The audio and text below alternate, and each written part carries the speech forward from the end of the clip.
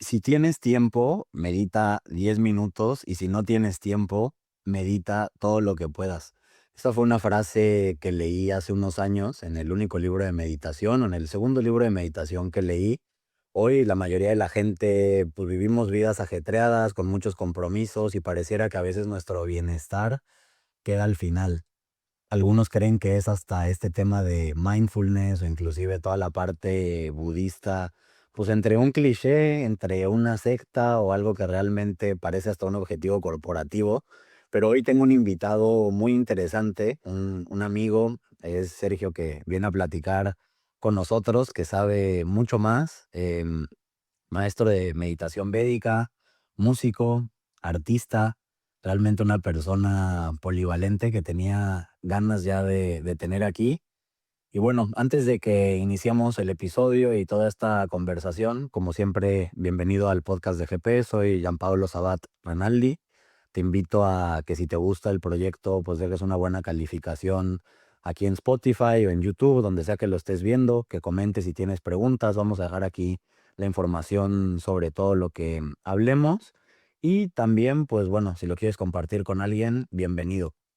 Así que, hola Sergio, muchas gracias por estar aquí. Qué gusto que finalmente se nos hizo. Digo, tú y yo hablamos bastante seguido, pero ya llevo un rato que yo tengo una que otra pregunta en la mente y que te quiero hacer, pero al final me las quise reservar un poco para este espacio, pero bueno, pues esta es tu casa y me da mucho gusto que estés por aquí.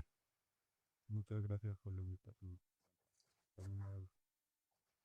También Algo que me ha llamado la atención desde un inicio y la verdad que no sé exactamente cómo nos conocimos, seguramente fue por algo por Santio, debimos de haber coincidido en un lugar pequeñito como es Tequis, pero algo que me llamó la atención y sí me lo explicaste, pero quisiera que compartas aquí, es por qué te dicen Sergio Isauro o realmente Sergio Isauro es tu nombre. Digo, ya sé que la mayoría de la gente va a querer que brinquemos directo a la meditación, pero se me hace interesante, ¿no? Es una historia que no sé si toda la gente conozca, pero a mí me llamó la atención.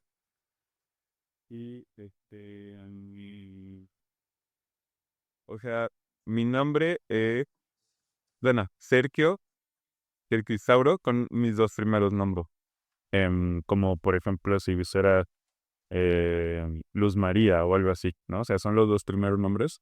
Mucha gente piensa que Isauro es mi apellido, porque yo uso, ya desde hace varios años, yo soy como unos 9 años, algo así, en todos lados, o sea, en redes sociales, o sea, cuando alguien me pregunta mi nombre, pues sí digo Sergio, o sea, si me pregunta, si conozco a alguien, me dice, ¿cómo te llamas? Sergio, ¿no?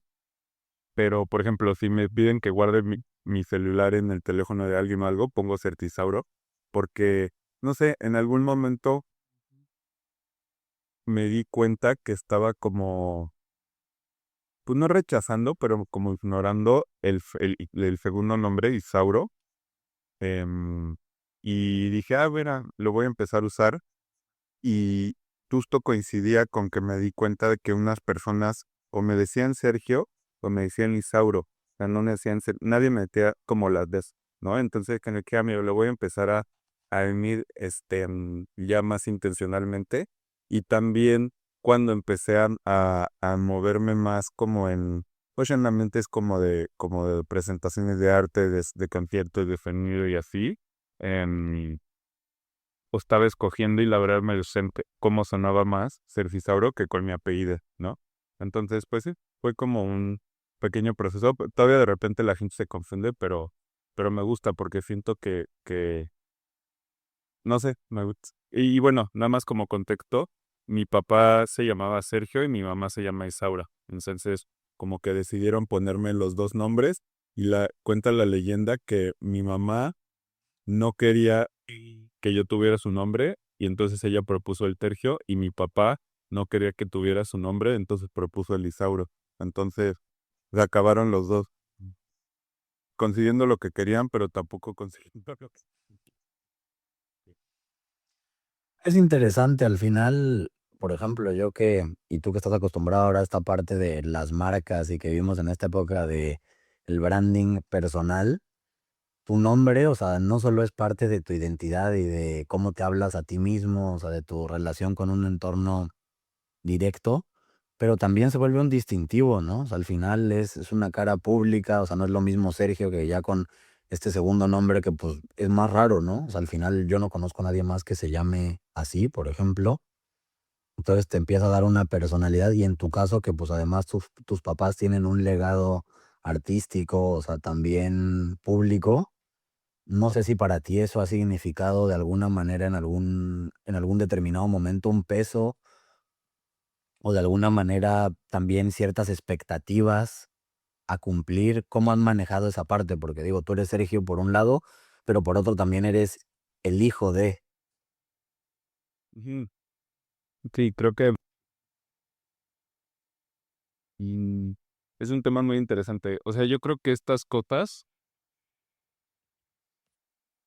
o sea, estos temas o sea, son un peso hasta el punto en el que nosotros lo permitimos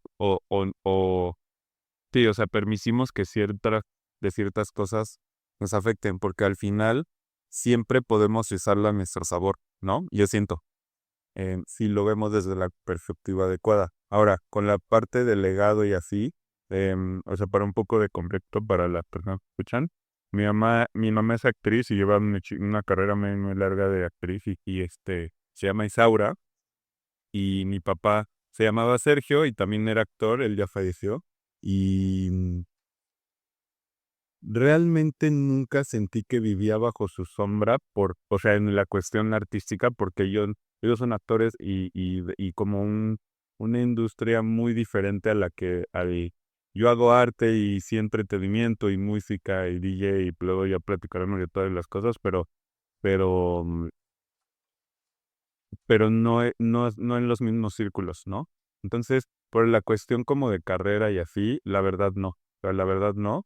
Em, Entonces, muy chistoso, y esto es lo que es el principio de que nos pesa hasta donde nosotros le permitimos. Justamente durante varios años no me, como que no me sentaba bien mi nombre, o sea, como que decía, a ver, o sea, como que mi primer nombre, yo decía, bueno, pues ya, ni lo pensaba yo porque era el primer nombre y lo que sentía la gente decía, Sergios, y después Isauro, como se decía, Nicho, no, porque, o sea, como que le dudaba mucho. Em, y también le dudaba porque yo sentía que tenía que escoger entre uno u otro, así. Entonces, en todo este proceso, decía, "Ah, mira, o sea, sí soy esto", y también como que me empecé a meter la idea yo un poquito más, una perspectiva un poquito más como espiritual, cósmica, etcétera.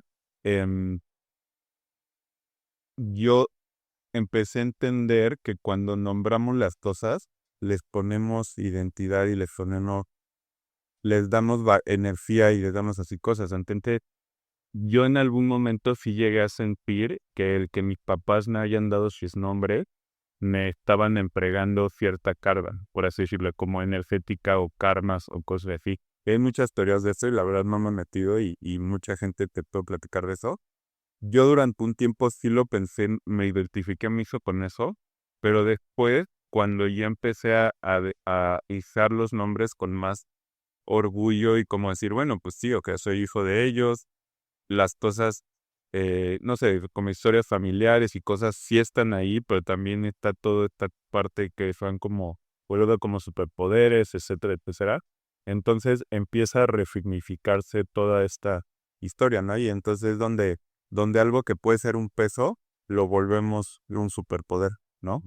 Entonces te digan, me di un poquito, pero más sí, más en la prioridad. Creo que es interesante porque cada quien lo vive a su manera, o sea, tampoco es que exista un camino igual para todos, pero en tu caso a mí me llama la atención porque normalmente el éxito de los papás o de la familia trae implicaciones. Obviamente, pues te da mil privilegios, mil oportunidades, pero luego los hijos, o lo que yo he podido ver, es que también a veces pueden traducir esto como una carga, ¿no? En algún momento, depende cómo lo utilices. Pero en tu caso, por ejemplo, creo que siempre tuviste claro que tal vez lo de la actuación no era lo tuyo Pero entonces, ¿cómo fue que te diste cuenta y que también, por lo que entiendo, tiene que ver igual con tus raíces familiares, que tal vez la música era ese primer espacio por donde tú te querías desarrollar y donde querías volverte un profesional, que al final, pues, todos vamos un poco para allá? Sí. Pues mira, interesante porque parte de este proceso como que te digo, como de negación y luego aceptar y etcétera, etcétera, como los legados, tanto familiares, profesionales, todo eso. O sea, dentro de ese proceso recuerdo que cuando yo era o sea, cuando era músico, ponle, no sé, de 12 años para abajo o 14 para abajo o algo así, me, me chocaba el spotlight, ¿no? O sea, el estar el ser el centro de atención me chocaba y según yo es porque justamente mis papás mucho tiempo, o sea, siempre que salíamos estaban en el centro de atención, ¿no? O sea, en los restaurantes les pedían autógrafos, eh, íbamos a una obra de teatro que están todos los camarógrafos o entrevistas o esto y a mí eso me pecaba, no me gustaba para nada, ¿no? Entonces yo lo que hacía es mis papás me llamaban como para que salieran las fotos en las entrevistas y todo y no hacía güey, o sea, yo me iba y me perdía por allá atrás o me iba al baño. Decía, ay, no tengo que ir al baño. O sea, como que evitaba a toda costa las cámaras, las clases, no me gustaba para nada, siempre me sentí muy incómodo, la verdad. Y ¿Y te considerabas, perdón que te interrumpa, te considerabas introvertido en esa época o? sí, sí, sí, o sea, también yo creo que era porque en general no siempre soy introvertido, pero, y bueno, va cambiando, ¿no? Con la etapa de la vida y cómo crecemos y todo, pero yo creo o sea, creo que oscilo entre tener estados en los que soy muy introvertido y estoy muy hacia adentro, ¿no? En mi mente, mis emociones, observo mucho a veces, ¿no? Que cuando estoy en situaciones nuevas, en grupos nuevos, que estoy en ese modo, pues no hablo mucho, pero escucho más de lo que hablo, etcétera, etcétera. Pero a veces también estoy en el otro modo de extrovertido y estoy de plática y plática, o sea, literal, me acerco a gente que no conozco y les empiezo plática y les pregunto cosas y, ¿no? Entonces, creo que sí oscilo más y ha sido como también un proceso de ir agarrando confianza conmigo mismo, pero definitivamente, al menos en público, o sea, fuera de mi casa, sí estaba más dentro del lado introvertido. Y lo que sucedió fue que bueno, mi papá era actor, mi mamá es actriz. La hermana de mi papá era actriz también de teatro, televisión, cine. O sea, que traías el arte ya en la sangre. Sí, mis abuelos del lado de mi papá.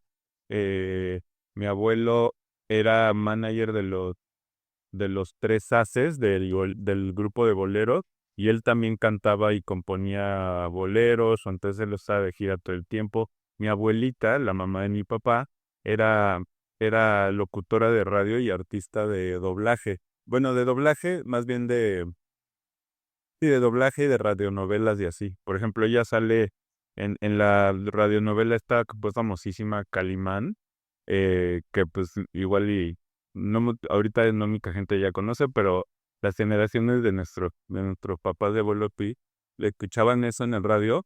Llegó mi abuela a ser hasta tres personajes diferentes, o sea, tres voces diferentes en la misma radionovela, ¿no? En, y pues bueno, a lo que voy es que del lado de mi papá sí venía la familia, pues como el performance y el arte y todo eso, más el arte como entretenimiento, ¿no? Em, Teatro, cine, radio, todo. Y de mi mamá de hecho fue la primera de toda su familia que hizo algo así, ¿no? Y mis papás, cuando yo tenía como, siempre desde chiquito, desde niño, me dijeron, oye, ¿y no quieres actuar? Te llevamos a unos casting, te llevamos a unos casting. Y yo decía, no, no, no quiero saber".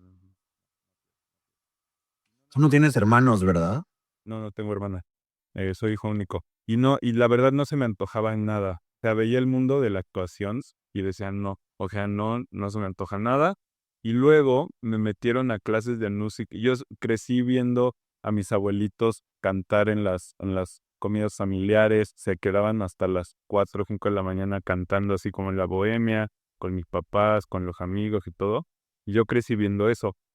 Y como a los 10 años o algo así me metieron a clases de guitarra ahí en Itequisquiapan, en nuestro pueblo, y la verdad es que me chocó. O sea, me gustaba ir con los amigos y todo, pero nos enseñaban pura música de que para mí en ese momento era música de viejito, puros boleros y canciones así viejitas, que ahorita me encanta, por cierto, pero en ese momento cuando tenía 10 años no resoné nada y de verdad es que me chocó y ya.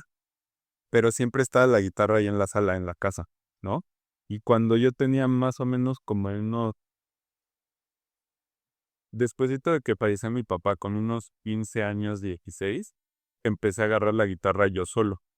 Y ahí ya empecé a tocar, pero fue más como para, pues porque me gustaba mucho la música y me gustaba tocar y así. Realmente no era porque yo quería ser músico o ser Y ahí es artista. cuando tuviste tu banda, porque creo que ahora que lo estoy pensando, cuando yo te conocí es cuando tenías banda y tú eras guitarrista bajista, que era, o cantante, que eras de la banda en el Victoria que Sí, tocaba la guitarra.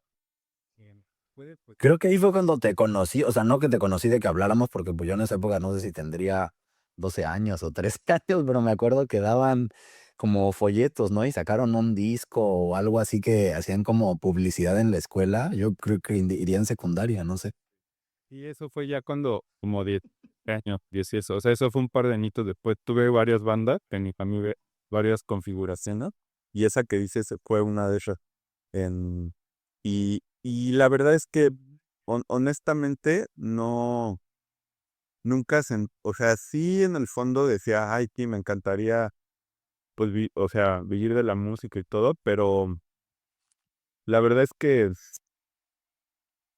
como no tenía músicos cerca en mi familia, de ese tipo. Mi abuelo, pues ya cuando yo lo conocí ya no trabajaba en eso.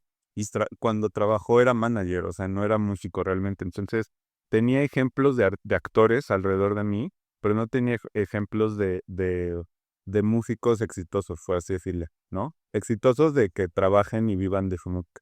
Entonces, lo que sucedió fue que, que fue muy tibia, la verdad, los principios de mi carrera musical. Estudié música, teoría musical, instrumento y así, y no me encantó la escuela, la verdad, y después me moví a ingeniería en sonidos, pues, estudié producción en ingeniería en sonido, y ahí fue donde ya empecé a ver otras partes de la industria.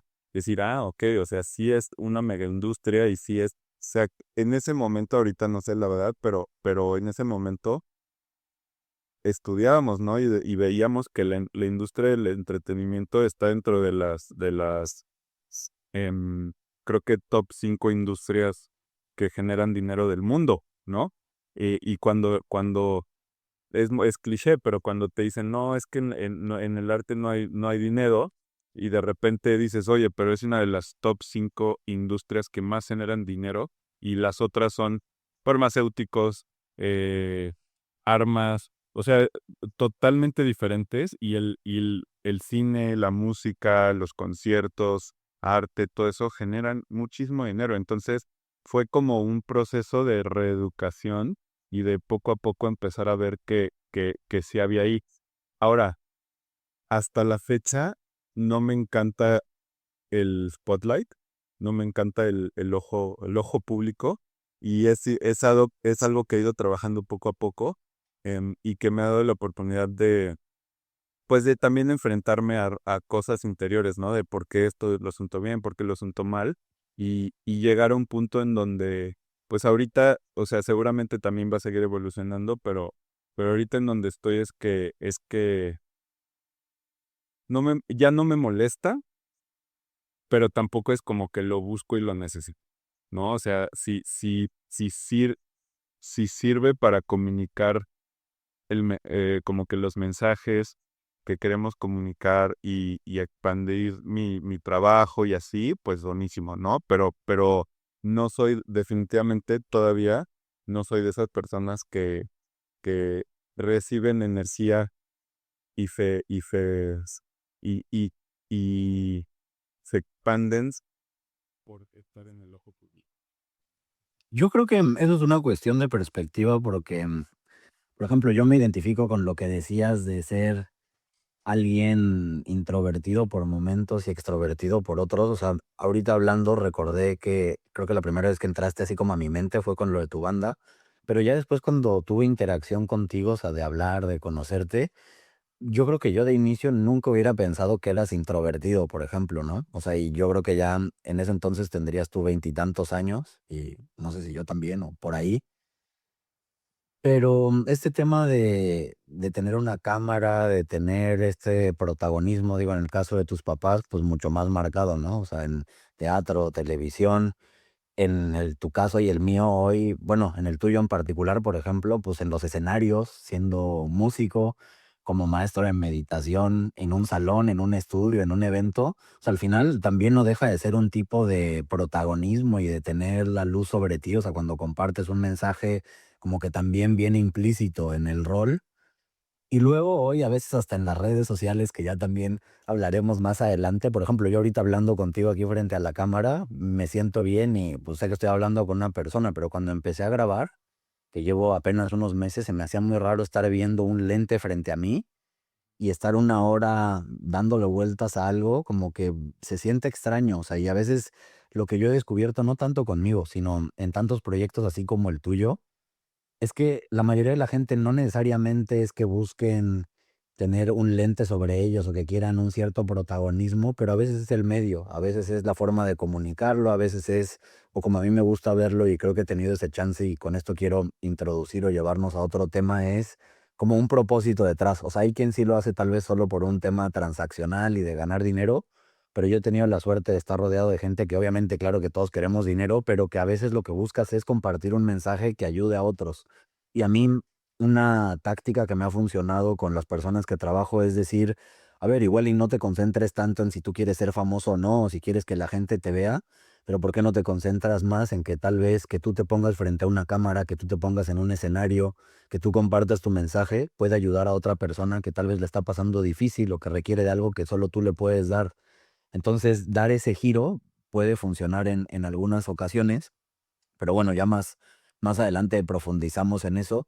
Te quería preguntar, porque se me hizo muy interesante en esto de buscar un propósito y de qué elegir. O sea, si tú tuvieras hoy a un Sergio adolescente, si tuvieras hoy a una persona, no sé, de 15, 16, 17, 18 años, ¿qué les recomendarías, o sea, para saber qué estudiar, para escoger una profesión? Porque también quiero que un poquito más adelante toquemos esa parte de que empezaste como músico, pero hoy eres más cosas, ¿no? O sea, ya hablamos del legado, pero alguien que tiene que elegir, o sea, ¿qué herramientas le darías tú? O sea, ¿qué consejo puedes darle a alguien que tal vez está terminando la preparatoria que dice, puta, o sea, igual y sí me gusta la música, pero como dices, la música no se gana dinero, los artistas no la arman. Sí, sí, es muy buena pregunta. Creo que, bueno, y esto viene un poquito como de una cosa que dice mi maestro que me gusta mucho de cómo, básicamente, cuál es nuestra responsabilidad con nuestros hijos y la gente joven, no nada más nuestros hijos, ¿no? Porque si no tenemos hijos, siempre estamos en contacto con gente joven, ¿no? Con nuestros sobrinos, los hijos de nuestros amigos. Si vemos un niño en una heladería mientras estoy comprando un helado, también estoy teniendo contacto con él, aunque sea nada más estar parado al lado de él, o si el niño que le cae su pelota y yo se la regreso y me dice gracias, siempre estamos en contacto con gente joven, ¿no? Entonces, nuestra responsabilidad eh, y ahorita regreso a tu pregunta, pero nuestra responsabilidad es ayudarlo a que, apoyarlos y ayudarlos a que encuentren la cosa que les encanta hacer y en esa cosa que les encanta hacer van a ser muy buenas o buenas haciendo, ¿no? O sea, porque les encanta, lo van a hacer bien y le van a poder dedicar las horas, le van a poder dedicar el tiempo, la energía, los recursos, etcétera, etcétera, ¿no? Y nuestra responsabilidad es, de alguna manera, llevarlos de la mano por el camino que ellos quieran hasta que encuentren eso y ahí sí ya decir, ah, bueno, ahora sí ya es tu propio camino, ¿no?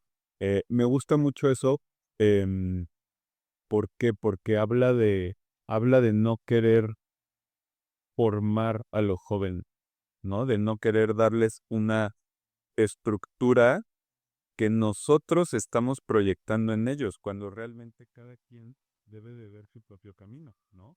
O sea, ¿tú no crees entonces en este modelo donde los papás imponen? Por ejemplo, yo algo que ya he hablado varias veces, y no sé si conozcas, pero en el tenis están las Williams, que son dos de las más famosas de la historia y exitosas. Y hay un libro que escribió su papá, que pues venía de familia de esclavos en Estados Unidos, y pues obviamente la raza negra a nivel mundial ha sufrido un montón. Y él trabajó de todo, o sea, le batalló muchísimo, o sea, le tocó toda esa época tan complicada en Estados Unidos. Y dice que una vez que vio un partido de tenis y que vio en la tele cuánto ganaba un tenista, dijo, puta, yo quiero que mis hijas, y ya tenía más hijos, no sé si tuvo 10 12 hijos, dijo, yo quiero que mis hijas sean tenistas. Y antes de que nacieran, él les planeó la carrera. Y si las oyes hablar ellas hoy, por la cara que tuvieron, se ve que son muy felices y como que todos los astros se alinearon para que funcionaran. Pero a mí es algo que siempre me deja con la duda, o sea, y yo llevo años estudiando este tema del propósito, lo vi en mí, me gusta pensarlo, o sea, con mi primo, que tengo una relación cercana y tiene 21, o sea, lo empecé a estudiar yo a él, o sea, así como de al lado, qué le gustaba, qué sí, qué no, o sea, con mi exnovia también pude ver lo mismo, tengo otros primos chiquitos, y siempre estoy reflexionando como cuál es la mejor forma, o sea, como entre sí darle un espacio al niño, pero a veces también cuando los guían o cuando los inspiran, como a ti con lo de tu abuelo, o sea, ¿dónde está la línea? O sea, ¿cuál es la línea a trazar para decir hasta aquí le estoy apoyando para que se descubra o aquí ya estoy medio manipulando? O sea, ¿dónde está? Sí, es muy interesante, es muy interesante. Y ahorita regresamos a lo que le diría al Sergio joven, al Sergio adolescente. Pero sí, se me hace un tema muy interesante. Mira, yo creo que no es tan, o sea, tu servir no es tan mal, porque si el papá quiere llevarlas a clase de tenis y comprarles ropa de tenis y raquetas y toda la verdad no conozco la historia, o sea, las conozco ellas, no conozco la historia, pero, por ejemplo, a mí me pasa, ¿no? O sea, tengo amigos que también, amigos míos de la música, que empiezan a tener iPhone y que les empiezan a comprar guitarritas, ¿no? Y los llevan a clases de música y todo, y primero se me hace muy cute, se me hace muy bonito y se me hace increíble porque de alguna manera los papás quieren compartir eso que a los niños les encanta, ¿no? Ahora, igual es diferente porque igual ese acercamiento es más que el papá quiere compartirle algo que le ha traído mucho valor y crecimiento y buenos ratos y felicidad, etcétera, etcétera. Y se hace un poco diferente viéndolo por la superficie a que si el papá o la mamá obligan al hijo a irse a estudiar leyes, ¿no? O medicina o algo así, que es mucho más rudo. ¿Por qué? Porque vienes de una familia de médico, vienes de una familia de abogados, entonces tú tienes que ser abogado, o arquitecto, o músico, o lo que sea, ¿no? Em, Siento que puede haber, o sea, en todas estas, al fondo, los papás siempre quieren lo mejor para nosotros, ¿no? Pero a veces No se saben cómo, ¿no? pille, te mece mucho el intelecto. A veces lo que nosotros pensamos que puede ser mejor para alguien es nada más nuestra proyección basada en nuestras propias experiencias, ¿no? Entonces, puede ser, por ejemplo, que yo haya construido una gran carrera de tenista, ¿no? O de lo que sea. Y si yo intento guiar a mis hijas, a mis hijos en esa carrera, porque quiero que les vaya bien o que tengan lo mismo felicidad que yo tuve con esa carrera, si a mis hijas o a mis hijos o a mi hijo le resuena y esa es su curiosidad, entonces va a ser muy bueno. Y el hijo lo puede explorar, pero el chiste es que si lo explora, y yo siento que aquí es donde está esa línea que dices, esta el chiste es que y mi hijo o mi hija lo explora, eso que yo le pongo enfrente, sea lo que sea abogado, músico, artista, panadero, lo que sea, si le pongo eso, lo explora y no le gusta, entonces ahí está esa línea en donde yo lo obligo o la obligo a seguir y le empiezo a meter ideas como, es que necesitas esto, es que tu familia, o es que el dinero, o es que tu carrera, o es que el mundo, o es que... Y yo estoy intentando básicamente lavarle el cerebro para convencerlo de que este es el camino adecuado. Y lo que sucede muchas veces ahí es que pues, los niños son esponjitas, ¿no? Y los niños son muy maleables.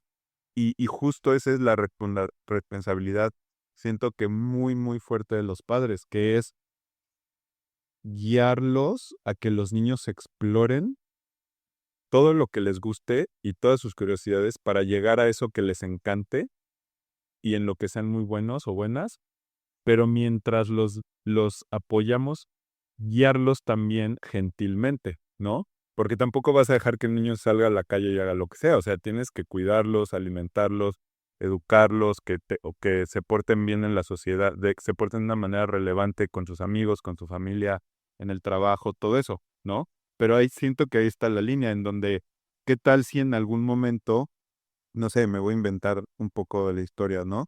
Sí, solo me acuerdo de Serena, son Serena Y Venus. y Venus. Ponle que una de ellas dos, que Venus dice, oye, pues sí, soy muy buen, o sea, imagínate, es buenísima en el tenis, igual que la hermana, pero imagínate que a los, no sé, que a los 7 años de repente se fue a no sé, fue a una granja y le encantó aprender de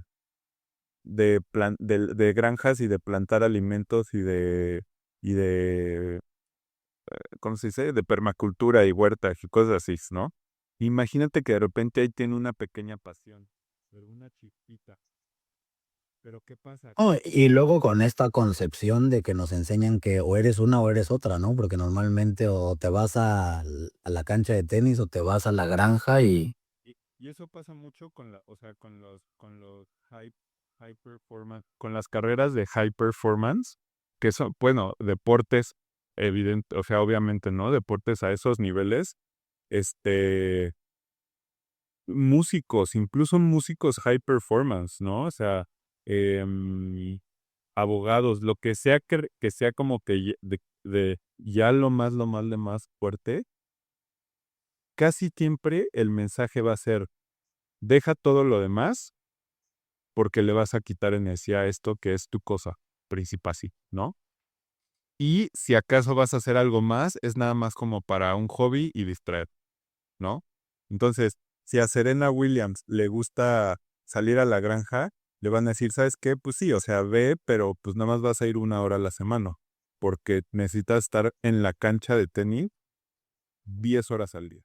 O no sé, algo así. Es que esa es otra cosa porque hay, o sea, la verdad que aquí como que convergen Estoy mil asumiendo. circunstancias. No, no, no, no, pero convergen mil situaciones porque para mí, o sea, de lo que dijiste, lo que más me gusta es la parte de explorar. O sea, yo estoy al 100% de acuerdo que la mejor forma de guiar a alguien, o sea, cuando es un niño, pues tal vez los adultos tienen esa, sin tal vez tienen la responsabilidad, pero después uno tiene la responsabilidad consigo mismo cuando te conviertes en adulto, en escuchar tu curiosidad y en probar. O sea, para mí, por ejemplo, cuando trabajamos tú y yo juntos, creo que te lo he repetido un buen de veces, que para mí la idea es encontrarte en movimiento, porque como idea todo suena bonito y también existe esta otra frase como que encuentra algo que te gusta y nunca vas a tener que trabajar en tu vida y por una parte estoy muy de acuerdo, pero por otra parte estoy muy en desacuerdo, porque a veces también romantizamos la vida y pensamos, puta, si me gusta la música, pues ya, todo va a ser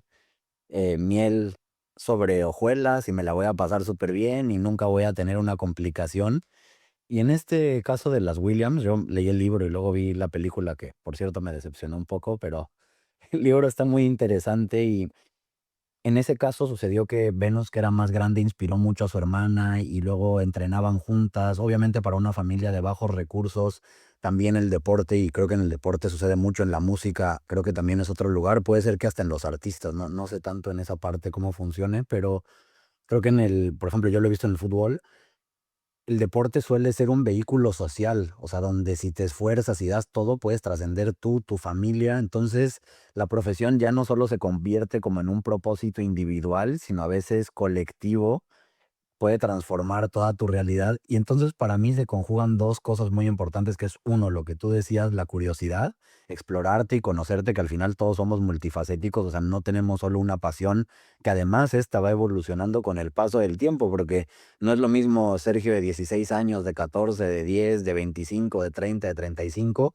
que seguramente el Sergio de 60 o 70 años tendrá otros intereses, por más que la esencia siga siendo la misma.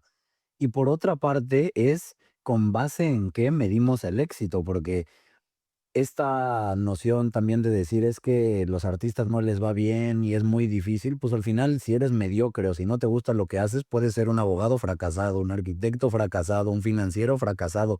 Y fracasado no solo hablo de dinero, puede ser el de más dinero y el más vacío por dentro.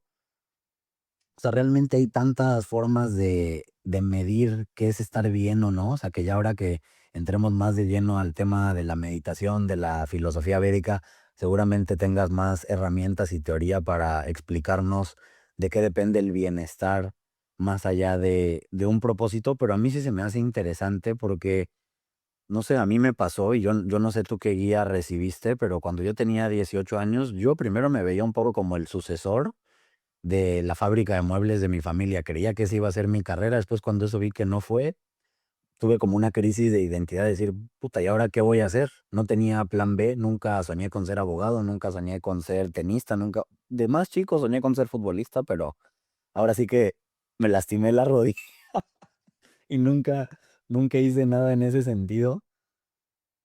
Pero es una crisis porque el sistema en el que vivimos, o sea, eso lo leía de una señora que es socióloga y es psicóloga también y sexóloga, que se llama Esther Perel, que no sé si la conoces, pero ella hablaba que, por ejemplo, en las generaciones anteriores, tal vez hace 100 años, mucha parte del significado venía de tu comunidad. O sea, antes eran los barrios. Ahora yo que estoy en España, me toca reconectar un poco con esto que se ha perdido en las grandes ciudades a veces, que es te llevas con el panadero, con el maestro, con el de la tiendita. En México también lo tenemos. Ya si te vas a Estados Unidos, por ejemplo, pues es muy distinto, ¿no? En algunas ciudades más industrializadas.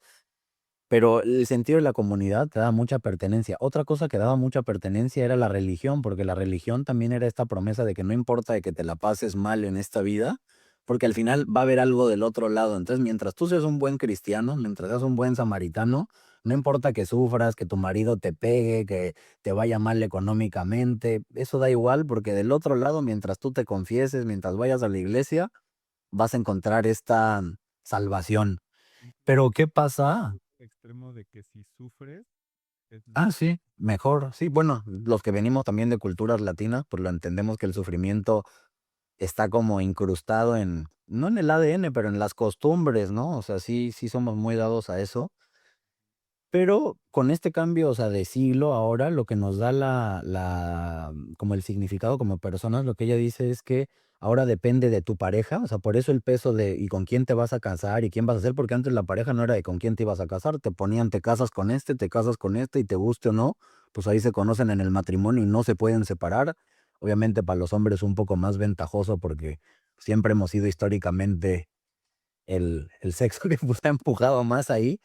Y por otra parte, hoy lo que nos da también mucho significado es la profesión. O sea, si tú hoy tienes pareja y estás realizado y tienes un buen trabajo, un poco estás del otro lado, ¿no? O sea, eso es lo que te hace relevante hoy en día y lo que te da validación contigo mismo, o sea, a nivel global, a nivel común, eso es lo que la gente aspira, bueno, eso y tener dinero, ¿no? Hoy que además estamos en la era de redes sociales, también que me vean, que tenga una novia guapa, que yo tenga coches, o sea, eso es como lo que la gente cree que quiere. Pero ahí se ha creado una como cápsula, un vacío de significado, ¿no? O sea, de decir quién soy, para qué estoy aquí. Y yo, por ejemplo, cuando tuve que elegir qué quería hacer, yo no sabía qué quería hacer. O sea, yo creo que sí terminé cometiendo el error que para mí hace la mayoría de la gente, que es que me va a dejar más dinero. Y para mí no hay peor forma de elegir. Bueno, sí hay peores, pero es una muy mala forma de elegir pensando que me va a dar dinero, porque yo como lo veo es qué tiene que ver más conmigo, o sea, qué realmente tiene que ver con mi esencia, qué se me da natural, que no significa que no le tenga que poner un esfuerzo, porque la vida sí implica poner un esfuerzo aún con algo que amas, pero es muy diferente esforzarte con algo que amas que esforzarte con algo que pues simplemente no tienes ni idea, ¿no? O sea, porque si a mí me pones a que me esfuerce de música, por más de que tú sea lo máximo, pues voy a padecer. Yo me acuerdo cuando tomé clases de guitarra, venía mi maestro cada semana y yo no había practicado ni 15 minutos, ¿no? En cambio, si me pones a hablar, pues hablo ahí como perico. Entonces, cada quien tiene que saber de qué forma guiarse a sí mismo de adulto, pero con los jóvenes, como ellos, creo que sí existe una responsabilidad de, pues, que al final sí sería un escenario ideal que alguien los pueda ir llevando, no sé si de la mano, pero sí a explorar esta curiosidad, esta naturaleza, ¿no? Sí, sí, totalmente. Y justo es como creo que regresando a esto de los jóvenes, eh, por ejemplo, o sea, si tengo un hijo o una hija, es como, bueno, mira, ¿qué te gusta? ¿No? O sea, ¿quieres ir acá? ¿Quieres ir a bailar? ¿Quieres ir a construir cosas o quieres ir a la cerámica? ¿O quieres ir a matemáticas? ¿O quieres ir a lo que sea? ¿No? Y el chiste es justo tener la sutileza y la sensibilidad para ver, para, para proveer la base para que estén bien, tanto de valores, obviamente de salud, de interacciones sociales, decirles, oye, no está bien que le grites así a tal persona o no digas una grosería o cositas así, como la base para que sean lo más relevantes y estén lo mejor posibles como individuo, pero también tener la sensibilidad de ver cuando ellos como que tienen, como que los jala algo, decir, mira, esto los está jalando ahorita. Y luego puede ser que eso sea, no sé, si les encanta ir a cerámica y eso les encanta durante 2 años, entonces, ok, les encantó y de repente Pero, ¿y llega. dónde está, por ejemplo, el sweet spot ahí de que tampoco estés brincando nada más sin compromiso? Porque, a ver, por una parte yo creo que sí hay que ser flexibles y hoy más que nunca no te tienes que casar con un camino para siempre. Puede ser que hiciste una carrera de ceramista 10 años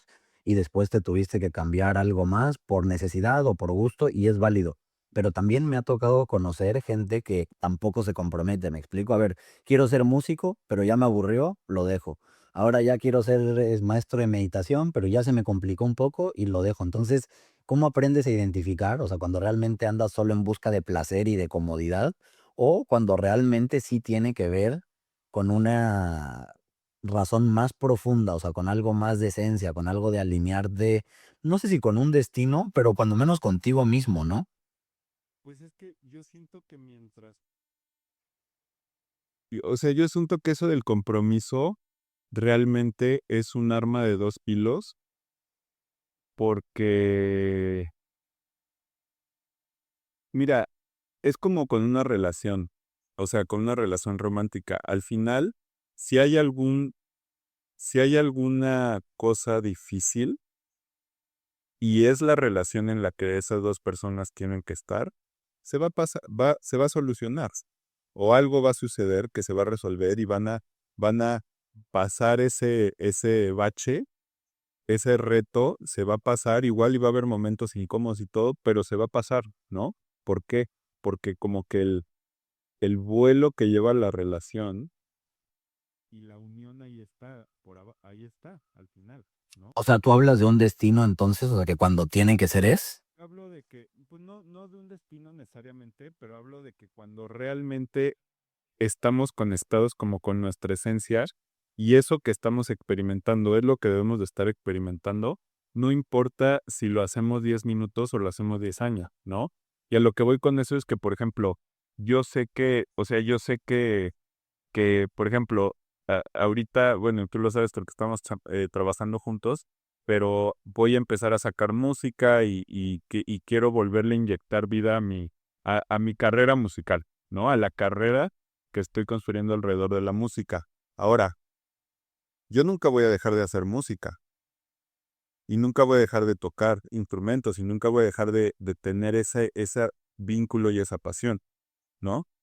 Yo siento que ahí es donde esta cosa del compromiso puede jugarnos un poco en contra porque otra persona podría llegarme a decir, oye Sergio, pero es que si tú hace 20 años hubieras tenido un nivel más fuerte de compromiso, ahorita tendrías X o Y o habrías logrado X o Y, ¿no? Y por un lado, si lo ves como desde el punto superficial, más como capitalista, productividad, etcétera, pues sí, ¿no? entre más, y siento que eso del compromiso viene mucho como del grind culture, ¿no? De la cultura de, Pero, por ejemplo, ahí, o sea, el paréntesis para mí sería como de lo que estamos trabajando, decías, o sea, ahora que a veces hablamos de, ¿y cuántos videos vas a subir y qué vas a compartir? Y que tú me dices, bueno, tengo que sentir mi charm y saber si sí o si no. Pero, por ejemplo, algo que yo sí he visto y de este compromiso yo creo que sano es del que yo quiero hablar o al que me refería es cuando tú empezaste y tuviste que hacer cosas, o sea, de todo este nuevo proceso para tu marca personal, para comunicar, hubieron momentos incómodos, o sea, y de resistencia, tanto a nivel conceptual, o sea, de si estabas convencido que era la dirección correcta o no, y hemos hecho muchos ajustes, no sé si cientos, pero muchos seguro sí. Pero por otra parte, lo que yo he visto y admiro, o sea, y que me ha gustado también de trabajarlo contigo es ver que no te diste por vencido a la primera, o sea, que aunque tal vez no estabas convencido del todo, o sea, te sobrepusiste incomodidades y eso no significa que si haces más o haces menos, porque yo estoy de acuerdo contigo, o sea, tú, lo de la música tal vez ni siquiera viene de querer lograr un resultado específico, un reconocimiento, dinero, o sea, es una pasión que tienes y tal vez aunque nunca te fuera a dar nada en lo profesional, lo seguirías haciendo porque es parte de ti. Pero también creo que existe mucha gente, o sea, como obviamente el grind culture y hay gente que sí solo lo hace porque tienen esta como obsesión ya tatuada o creen que es la única forma de validarse trabajando día y noche, pero también creo que hay gente que a veces se pierde de su talento por no tener como que esta fuerza cuando la vida te exige también como mostrar esta valentía, ¿no? Y hace poco también lo hablaba que es esta noción que tenían los griegos del equilibrio donde si tienes mucha violencia, pues eres muy violento. Si no tienes violencia, eres cobarde. Y si tienes violencia como en un punto medio, eres valiente, ¿no? O sea, por ejemplo, en las escalas. Entonces, ¿qué pasa con esta gente que donde encuentras la primera dificultad? O sea, porque puede ser que sí es tu pasión, puede ser que es algo que te guste, pero encuentras algo que se te complicó tantito, fuiste a la escuela de música y alguien te habló feo, no, ya no quiero ser músico. Es un poco a lo que me refería, digo, de forma muy exagerada lo estoy diciendo, pero, o sea, ¿qué opinas de ese caso? O aún así mantienes lo que dices, porque también puede ser, ¿eh? no, mantengo lo que digo, pero yo siento que hay una línea delgada entre trabajo y, y, y mucha y fricción. Es que no sé cómo decirlo en español. Sí, entre trabajo y fricción. Porque, por ejemplo, como dices, o sea, eso de que o sea, esto de escoge encuentra lo que te gusta y nunca en tu vida vas a trabajar, eso, y no, o sea, yo siento que es como una perspectiva muy, muy, es un lente muy cerrado, por lo cual ver la situación, porque al final, trabajo, todo cuesta trabajo, o sea, si estoy en mi cama dormido y voy a bajar a tomar un vaso de agua, eso es trabajo, ¿no? O sea, eso es pararme de la cama, caminar, servirme el vaso y tomarlo, ¿no? Entonces hasta sobrevivir requiere trabajo, ¿no? Entonces, cualquier cosa que hagamos, sea arte, música, ser abogado, doctor, cualquier cosa va va a requerir trabajo, va a requerir, este, mm, que interactuemos con lo que nos rodea, que nos paremos de la cama, que salgamos de la casa, que etcétera, ¿no? Ahora, hay una línea muy delgada entre trabajar y al final llegar a tu casa y sentirte bien. Puedes estar cansadísimo porque estuviste afuera todo el día trabajando o haciendo cosas en la compu, lo que sea tu trabajo, o tocando tu instrumento, o pintando, o si eres abogado ahí en el juzgado, lo que sea. Y si llegas a tu casa molido o molida en la noche y tienes una sonrisa y dices, wow,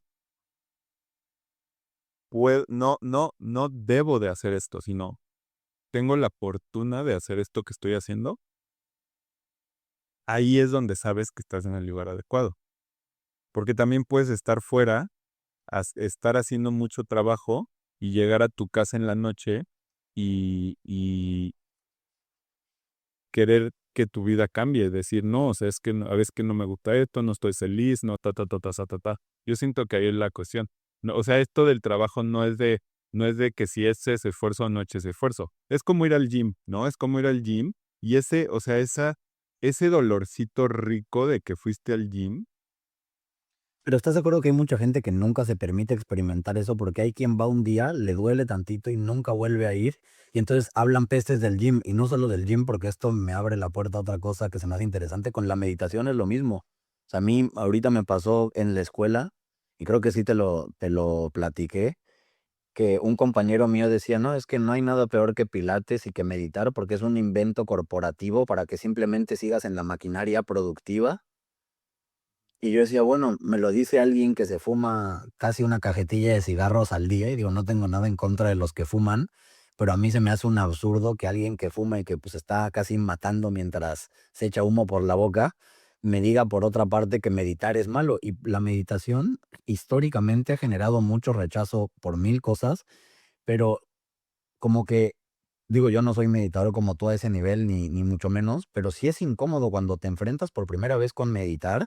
No es que sea lo más sencillo ya de inicio, o sea, de hecho es como hasta contracultural, porque como estamos acostumbrados ya hoy en día, el sentarte, o sea, la gente dice, puto, es que no tengo tiempo para meditar. De hecho, con esa frase empecé la entrevista que la leí en el libro del que fundó Headspace, que es un monje británico, y algo de lo que decían ahí, que no sé quién fue lo dijo, pero alguien del mundo budista seguramente, fue que cuando tú sientes que tienes tiempo, pues medita, ¿no? O sea, date 10 minutos, 5 minutos, lo que quieras. Pero cuando sientas que no tienes tiempo es cuando más necesitas meditar, y realmente te cambia el paradigma, pero mucha gente no se da ni la oportunidad. Y eso es a lo que me refiero con el rechazo a la dificultad. O sea, que a la primera dificultad no sirve, crucifica la meditación, no sirve para nada. Es más, están hasta locos los que meditan. O sea, ¿por qué? Sí, creo que mira, ahí, bueno, hay varias cosas. Ahí lo que le te dije a esa persona que conociste que era de Pilates y yoga o algo así. No, de meditar, dijo, los que meditan y los que hacen pilates, a todos los que se dedican ahora a esta parte como de wellness. O sea, mira, algo que es, o sea, que yo siempre siento que siempre es bueno recordar es que cuando la gente hace un reporte o da una opinión, esa opinión o ese reporte solamente lo único que nos comunica es la perspectiva de esa persona y el estado de conciencia de esa persona, ¿no?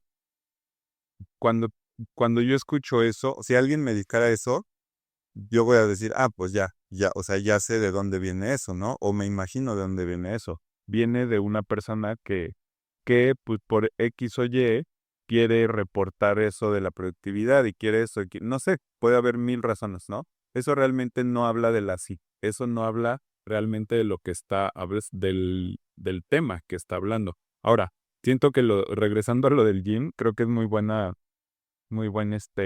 que lo usemos de analogía y eso que dices, ¿no? De que alguien o sea, que va un día y le duele tantito y no le gustó, ¿no?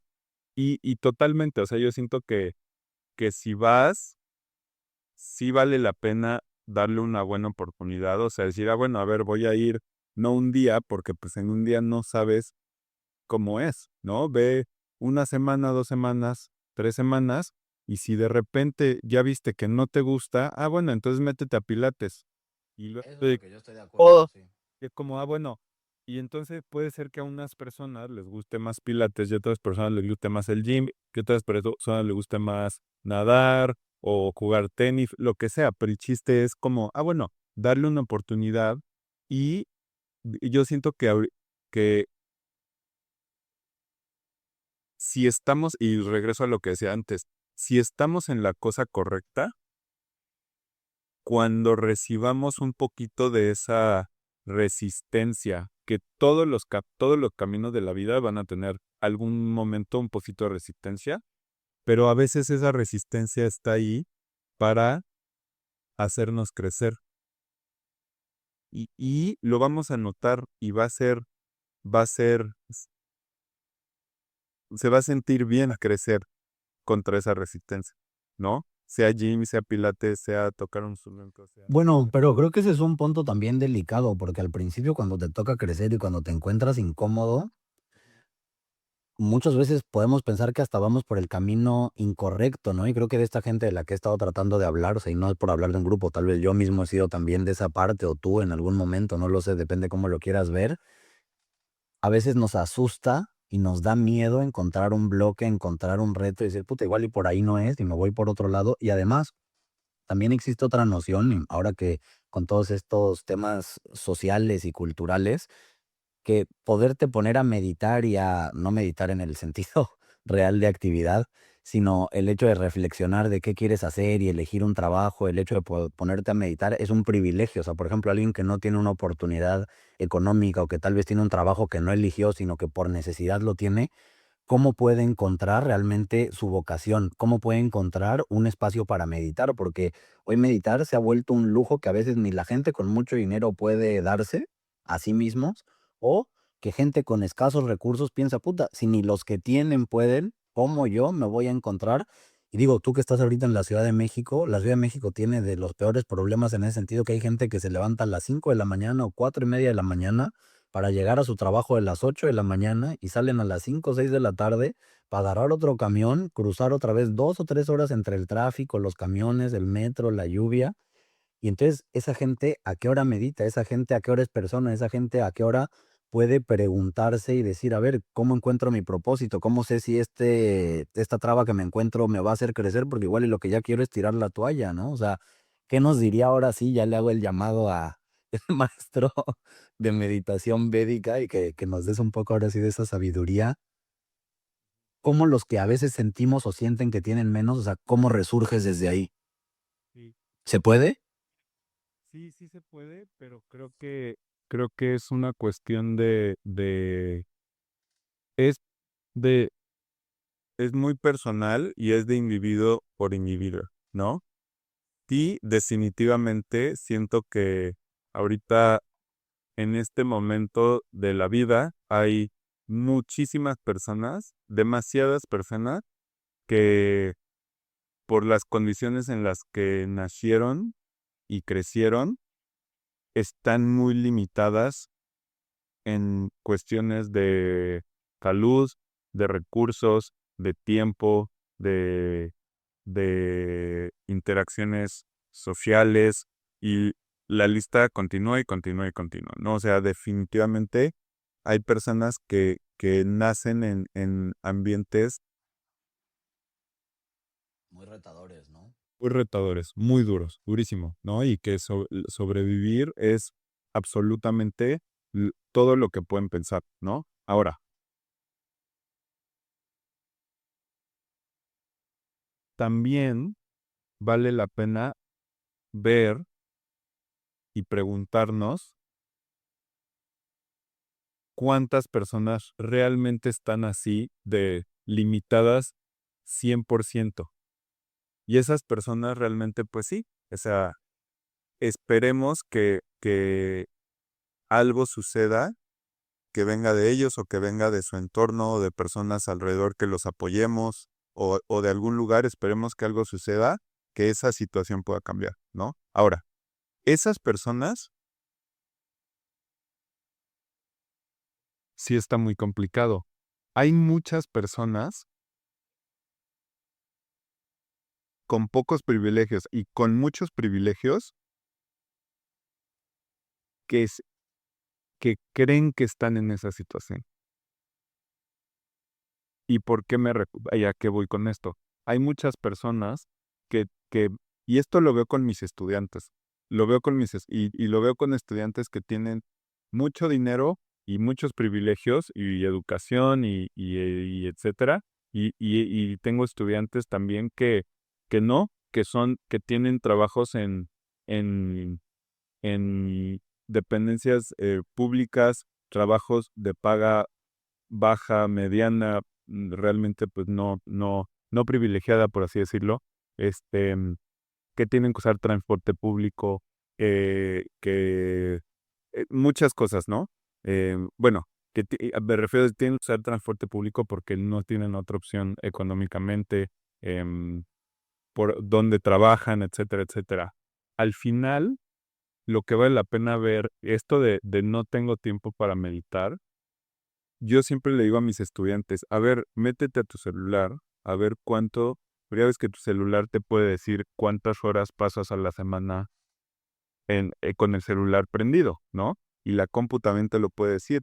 y de repente se mete, y lo he hecho, o sea, te lo juro, lo he hecho. Cuando me dicen, ay, no, es que no he tenido tiempo, no he podido, no me he hecho el tiempo, y le digo, a ver, em, métete a checar, te espero, o sea, estamos hablando por teléfono, y digo, a ver, te espero, métete a checar. Y se mete a checar y le dice, pues que pasé 4 horas al día viendo mi celular. Y te dice redes sociales, te dice deporte, o sea, te dice qué aplicaciones estabas usando, básicamente. Y si pasaste 4 horas al día viendo Instagram o viendo, no sé, Facebook o la red social que sea, y luego en la noche llegas a tu casa y ves 3 episodios de una serie ¿sabes? Mucha gente, muchísima gente que llega conmigo, la mayoría, diría que el 95% que llegan a decirme que no tienen tiempo, usan su tiempo para el transporte, ¿no? Y luego también hay gente que está en transporte públicos, hay gente. Y ahí luego, por eso digo que es algo O sea, muy. ¿tú sí crees que el que quiere puede? O sea, básicamente.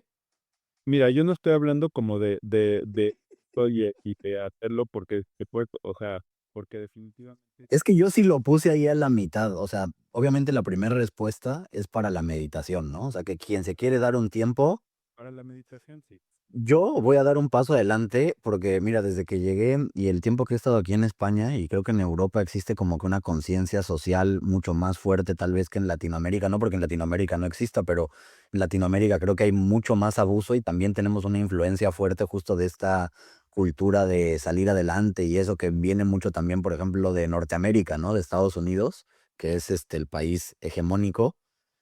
Pero yo al final sí creo, o sea, a nivel espiritual, y ahorita que estamos entrando en tus terrenos justo de eso, yo sí creo que a nivel espiritual la vida es un lienzo en blanco y es posibilidad, y al final nadie decidimos cómo empezar, pero sí creo que a pesar de todas las cosas que puedas tener en contra, o sea, quien decide avanzar lo puede hacer, o sea, yo cuando menos he tenido el ejemplo de mis dos abuelos, paterno y materno, sí, paterno y materno, ¿no? Que los dos crecieron, o sea, con muy pocos recursos económicos, de mil cosas. A mi abuelo de Italia en la posguerra, en un refugio bajo tierra, pues, con cosas como las que estamos viendo hoy, que da mucha tristeza que sigan existiendo después de todo lo que hemos vivido como humanidad. Pero verlos esforzarse, y te hablaría que la riqueza más grande que generaron, que afortunadamente también ha sido económica y que claro que eso te permite hacer muchas cosas más, porque el dinero no lo es todo, pero sin dinero todo lo demás se te complica.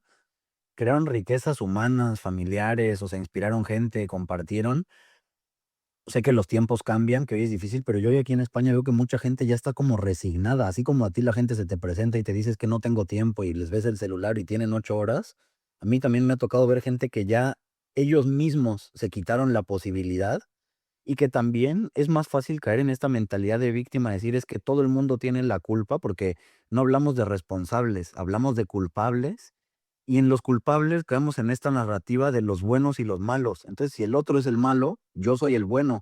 Y además no nada más soy el bueno, soy la víctima.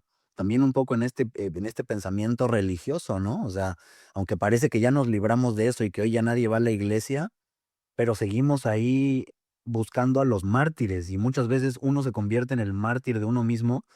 Y yo en la meditación he visto mucho eso, digo, yo no soy maestro como tú, pero he visto esta parte que la gente dice que no tengo tiempo y la gente hasta se enoja y te puede discutir y hasta se pueden pelear contigo para decirte, no es cierto, y tú porque eres un privilegiado, y tú porque vives en la Condesa, y tú porque andas en bici con tu perrita haciendo videos, pero, o sea, se me hace un tema importante y digo, no creo en un tema de autoridad moral o no, pero sí creo en alguien que tiene experiencia, o sea, que tú estás muy en contacto con la parte espiritual. ¿Y qué mensaje de esperanza tú le podrías dar a la gente? O sea, alguien que ha decidido, o no sé si tú lo ves así, pero cuando menos yo sí digo, alguien que ha renunciado a su poder personal, a su agencia, a su capacidad de tener un impacto en su vida, ¿qué mensaje de esperanza le puedes dar tú de decirle, a ver, igual y no todo está perdido? Eso no significa que no tengas muchos retos, que no hayan cosas difíciles, que incluso no sé si hasta hablar de injusticias, porque pudiera ser, pero aún alguien que tenga todo adverso, o sea, ¿dónde está la esperanza? ¿Cómo la meditación védica, cómo la filosofía védica también puede ser? No estamos hablando para que alguien se vuelva millonario, pero para que alguien viva con un bienestar, con una paz feliz, o sea, íntegro, con un círculo, con familia, o sea, ¿cuál es la esperanza para los humanos, para la gente, para una sola persona? Sí, creo que Mira, creo que algo que me gusta mucho recordar es que pase lo que pase, o sea, lo de la montaña rusa de la vida, las cosas buenas, las cosas eh, o sea, las cosas incómodas, todo nos enseña algo, ¿no? Y con lo de la meditación y el tiempo y estar estresado y vivir una vida que no queremos vivir y todas estas cosas, es parte de ese proceso, todo. Y lo único que les diría es que en el momento en el que estén listas y listos para que las cosas se vayan haciendo más fáciles, ahí está la meta. Y ojo, no dije para que todo se resuelva y nunca vuelvan a, a tener retos y no, porque no es como un switch que clic, un switch y entonces ya vives en, en la parte feliz de Disneylandia toda tu vida, ¿no? O sea, no, porque la vida sigue teniendo retos y sigue cambiando las expectativas de las cosas y tenemos que seguir pagando renta, los que pagamos renta, o sea, la vida continúa, ¿no? Pero la meditación védica en específico sí hace que la vida cada vez tenga menos fricción y que se disfrute más. Y hasta las cosas, hasta los retos duros se empiezan a aligerar, ¿no? Yo tengo una anécdota que te quiero decir rápido y ya para que entremos a que expliques bien qué es la meditación védica, porque de hecho yo mismo necesito entender bien cómo funciona y que nos hables de todo el sistema, tal vez ya menos existencial y así tan polémico. Pero en este libro que leí de meditación, ya no sé si yo distorsioné la historia y creo que alguna vez te la platiqué, puede ser, pero a mí me gusta esta historia y me parece una gran analogía de la meditación que este maestro budista ahora, o el que escribió el libro, que te decía que es el creador de Headspace, la aplicación de teléfono, habla que cuando se fue a los monasterios, pues bueno, él pensó justo que la meditación iba a ser así como una pastilla para el dolor de cabeza, que te la tomas y se acabaron tus problemas. Entonces que mientras estaba recluido, fue con el líder de ahí del monasterio y le dijo un día, oye, es que no me habían prometido que la meditación me iba a curar, o sea, ¿por qué me sigo sintiendo triste? ¿Por qué me sigo sintiendo enojado? O sea, esto no es para lo que vine, ¿no? O sea, de haber sabido eso, pues ni hubiera venido. Y entonces su maestro le dice, a ver, te voy a contar una historia para que entiendas qué es lo que pasa. Y yo te la quiero contar a ti para ver si estás de acuerdo o para ver qué quieres añadir y ya nos vamos a tu tema ahora sí de lleno. Lo que le platica el maestro es, imagínate que antes tú de meditar, tú salías de tu casa y saliendo de tu casa te caías a un hoyo diario. O sea, esa era tu rutina y esa era tu forma de ser, pero tú no sabías que estabas en un hoyo. O sea, tú todos los días ibas al hoyo y ahí vivías. O sea, el hoyo era tan tu casa como tu casa. Lo que pasa con la meditación es que te empiezas a volver más consciente, pero eso no significa que ya no caigas en un hoyo. O sea, más bien lo que sucede es que con el paso del tiempo, ahora te das cuenta que cada vez que salías caminando de tu casa ibas a un hoyo, ¿no? Entonces llega el día en el que dices, bueno, ya no quiero caer al hoyo. Y lo intentas no caer, pero estás tan acostumbrado, pues que ahí vas, y ahí vas, y ahí vas, y al hoyo, al hoyo, al hoyo, hasta que eventualmente un día, pues tambaleas, tambaleas, tambaleas. Y sí, efectivamente va a llegar un día en el que ya no caigas al hoyo, voltees atrás y digas, bueno, el hoyo quedó atrás, de tanto practicar, de tanto concientizar, de poderte observar a ti mismo, logras romper el patrón. Pero lo más interesante va a ser el día que salgas de tu casa, evites el hoyo, mires para atrás y te des cuenta que nunca existió el hoyo, ¿no? Y a mí, pues, se me hizo una historia maravillosa y la platico muchas veces cada vez que tengo oportunidad. Hoy, aprovechando aquí este espacio, la dejo, pero no sé si tú quieras añadir algo de eso o si ya quieres pasar a explicarnos qué es la meditación védica y qué hay detrás de este movimiento. Sí, sí, me gusta mucho esa historia y lo que yo añadiría es que, y ahorita si quieres platicamos un poquito de la diferencia, ¿no? Con otras meditaciones y con, yo creo que este monje, el de Headspace, es budista, ¿no? El señor. No recuerdo exactamente bien, la verdad que ya leí el libro hace 7, 8 años, lo voy a volver a leer ahora con motivo de esto, pero algo así. Sí, bueno, y ahorita si quieres también platicamos la diferencia entre meditación védica y de dónde viene y el budismo y las prácticas budistas, sí, porque también creo que es un interconcepto platicar.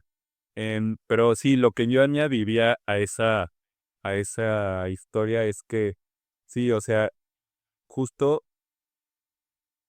la idea no es estar batallando con no caerte en el hoyo, sino ir caminando y como dijiste, un día voltear para atrás y ver o que no había hoyo o que cuando te encuentras con un hoyo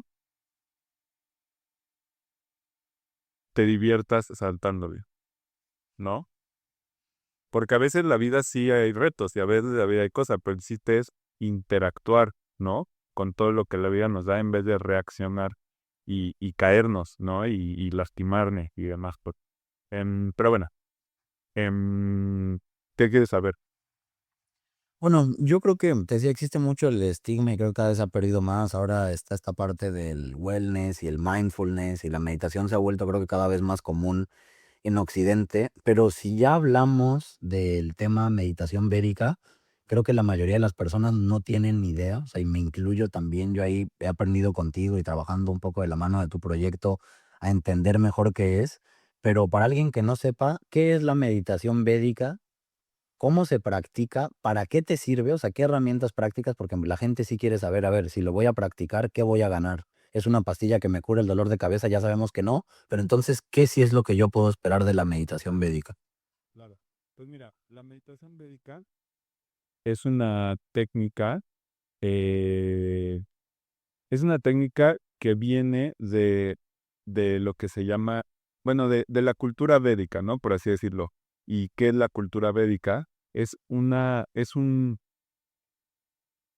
sistema de conocimiento que se han pasado a través de muchas generaciones, em, que básicamente lo que hacen es estudiar el comportamiento de las leyes de la naturaleza y cómo interactúan las leyes de la naturaleza entre sí y cómo nosotros interactuamos con esa naturaleza o esas leyes de la naturaleza, ¿no?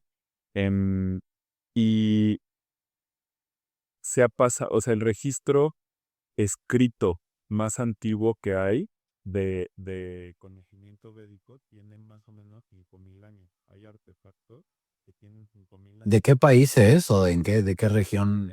El área, pues es que antes no era país, pero es más bien como la región de la India, el norte de la India y Nepal y por ahí, ¿no? Como los Himalayas, ¿se de cuenta? Y en todo eso, ¿no? Em, Ahora, este sistema de conocimiento tiene cuestiones, no es únicamente, no trata nada más con cuestiones de la mente y de la conciencia y espiritual y de aquí. También trata con cuestiones, por ejemplo, de la salud física y de la longevidad. De ahí viene, por ejemplo, el Ayurveda, ¿no? Ayurveda es algo que ahorita ya también se está haciendo muy famoso y vas al súper y encuentras pasta de dientes ayurvédica, el aceitito ayurvédico, el retiro ayurvédico y que básicamente Ayurveda es la sección de Vedas, de este cuerpo de conocimiento de el Veda, y es la sección que trata con la longevidad del ser humano. La longevidad es relevante y la salud del ser humano, ¿no? Entonces, ¿cómo me alimento? ¿Qué, cómo combino mis alimentos? ¿A qué hora me duermo? ¿A qué hora me despierto? ¿Qué, como hábitos físicos, etcétera, etcétera, ¿no? Y básicamente es un sistema de medicina y de salud que ha existido, pues por eso, 5.000, 4.000 años, ¿no? El yoga, por ejemplo, el yoga como lo conocemos hoy en día, o sea, esas posturas de que vas a la clase de yoga o a un retiro de yoga y todo eso, también viene de los Vedas, ¿no? Es la sección de cómo mantener el cuerpo activo físicamente para estar en yoga, que yoga realmente lo que significa es unión con todo lo que te rodea, ¿no? En un estado de unión, ¿no? Entonces, la meditación védica, bueno, ahorita como nada más rapidísimo como nota, también dentro de este cuerpo de conocimientos hay em, hay, hay textos y hay secciones de este gran, casi infinito cuerpo de conocimientos que tratan de diplomacia y política, por ejemplo, ¿no? Y qué hacer cuando la diplomacia y la política no funcionan, o sea, artes de Hoy, guerra, ¿no? como hoy, ¿no? Como hoy, sí, el arte de la guerra, etcétera, etcétera, ¿no? Eh, eh, También hay de arquitectura, cómo construir tu casa y tu entorno o la escuela o el hospital o el todo para que esté en armonía con el entorno y para que sea un lugar armonioso para nosotros, ¿no? Que lo vamos a habitar. Es más o menos como el Feng Shui, el Feng Shui, pero de los Himalayas, ¿no? De la India, de los Vedas, ¿no? Entonces, hay mil cosas, ¿no? Pero cuando uno va a estudiar meditación védica, no estudias todo eso, ¿sí? O sea, eso, No, porque es infinito. O sea, como querer estudiar, eh, es como en una misma vida querer ser físico nuclear y tenista profesional y músico profesional y esto y lo otro. O o sea, sea, podemos ser multifacéticos, pero no tanto, ¿no? exacto. O sea, y puedes saber de las otras cosas, definitivamente, y estudiarlas. También hay astrología, por ejemplo, astrología védica, ¿no? Hay muchas cosas, mil cosas. Em, Esto que yo enseño, meditación védica, es la sección, es una rama de los Vedas, del Veda, que que se trata em, de generar unión contigo mismo y con lo que te rodea de la manera, con el menor esfuerzo posible, ¿no? Esta meditación védica que yo enseño, en el occidente le llamamos meditación védica para que la gente entienda que enseñamos más o menos, ¿no? En sánscrito, que el sánscrito es el lenguaje de los Vedas, es el lenguaje pues, de los más antiguos que existen en la Tierra, data de miles de años, todo el Veda está escrito en sánscrito y se ha transmitido en sánscrito, ¿no? Entonces, la meditación védica en sánscrito se llama Nishkam Karma Yoga, ¿no?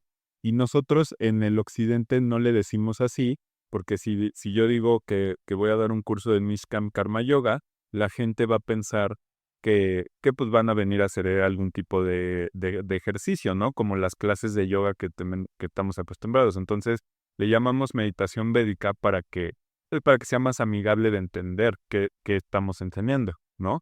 Em, y al final es una práctica muy simple y muy fácil de hacer que cualquier persona puede hacer y ver beneficios desde los primeros días. Una práctica que se hace sentados, con la espalda recargada y los ojos cerrados. Y lo que hacemos es utilizar la técnica que les enseñamos, una técnica muy específica. eh, la utilizamos para entrar a niveles súper profundos de descanso. Eso es la columna vertebral de todo lo que es la meditación del. Y lo que sucede es que la mente entra a estados muy profundos de descanso. El cuerpo también entra a estados muy profundos de descanso. Y lo que sucede ahí es que el cuerpo empieza a liberar cualquier tipo de estrés que tenga acumulado, sea mental, físico, emocional. Empieza a disolverse poco a poco.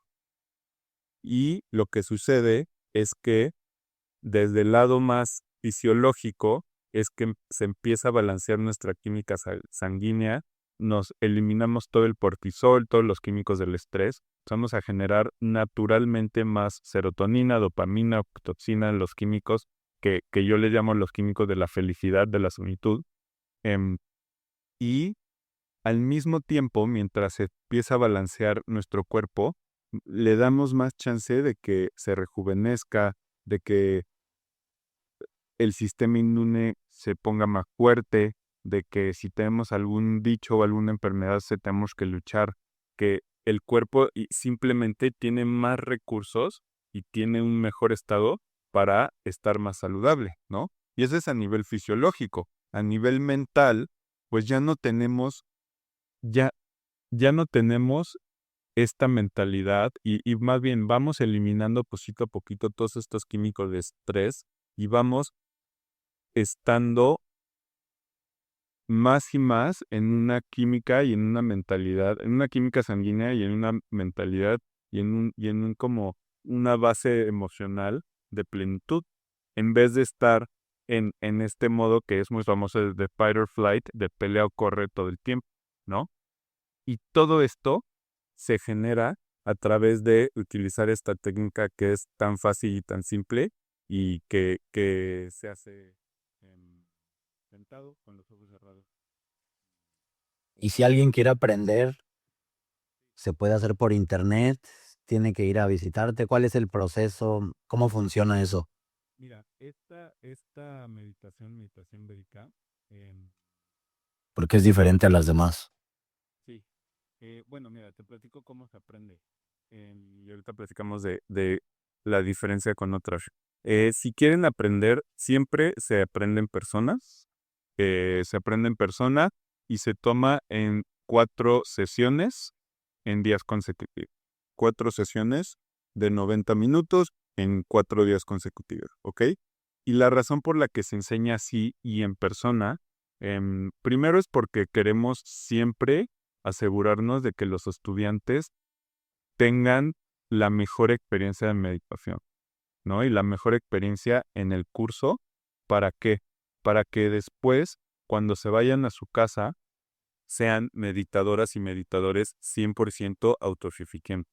No van a necesitar conectarse a una app, no van a necesitar un audio, no van a necesitar nada para meditar. Van a poder meditar exitosamente por el resto de su vida. Lo único que necesitan es recargar su espalda, o sea, estar sentados con la espalda recargada y un reloj para mentor. Es todo lo que necesitan, ¿no? Entonces, queremos asegurarnos de que el curso se dé en persona, porque así vamos a poder proveer la mejor experiencia para los estudiantes. Y en esos 4 días van a ver tanto teoría como práctica. Ahí vamos a meditar, ahí vamos a meditar, pero también se les explica en el curso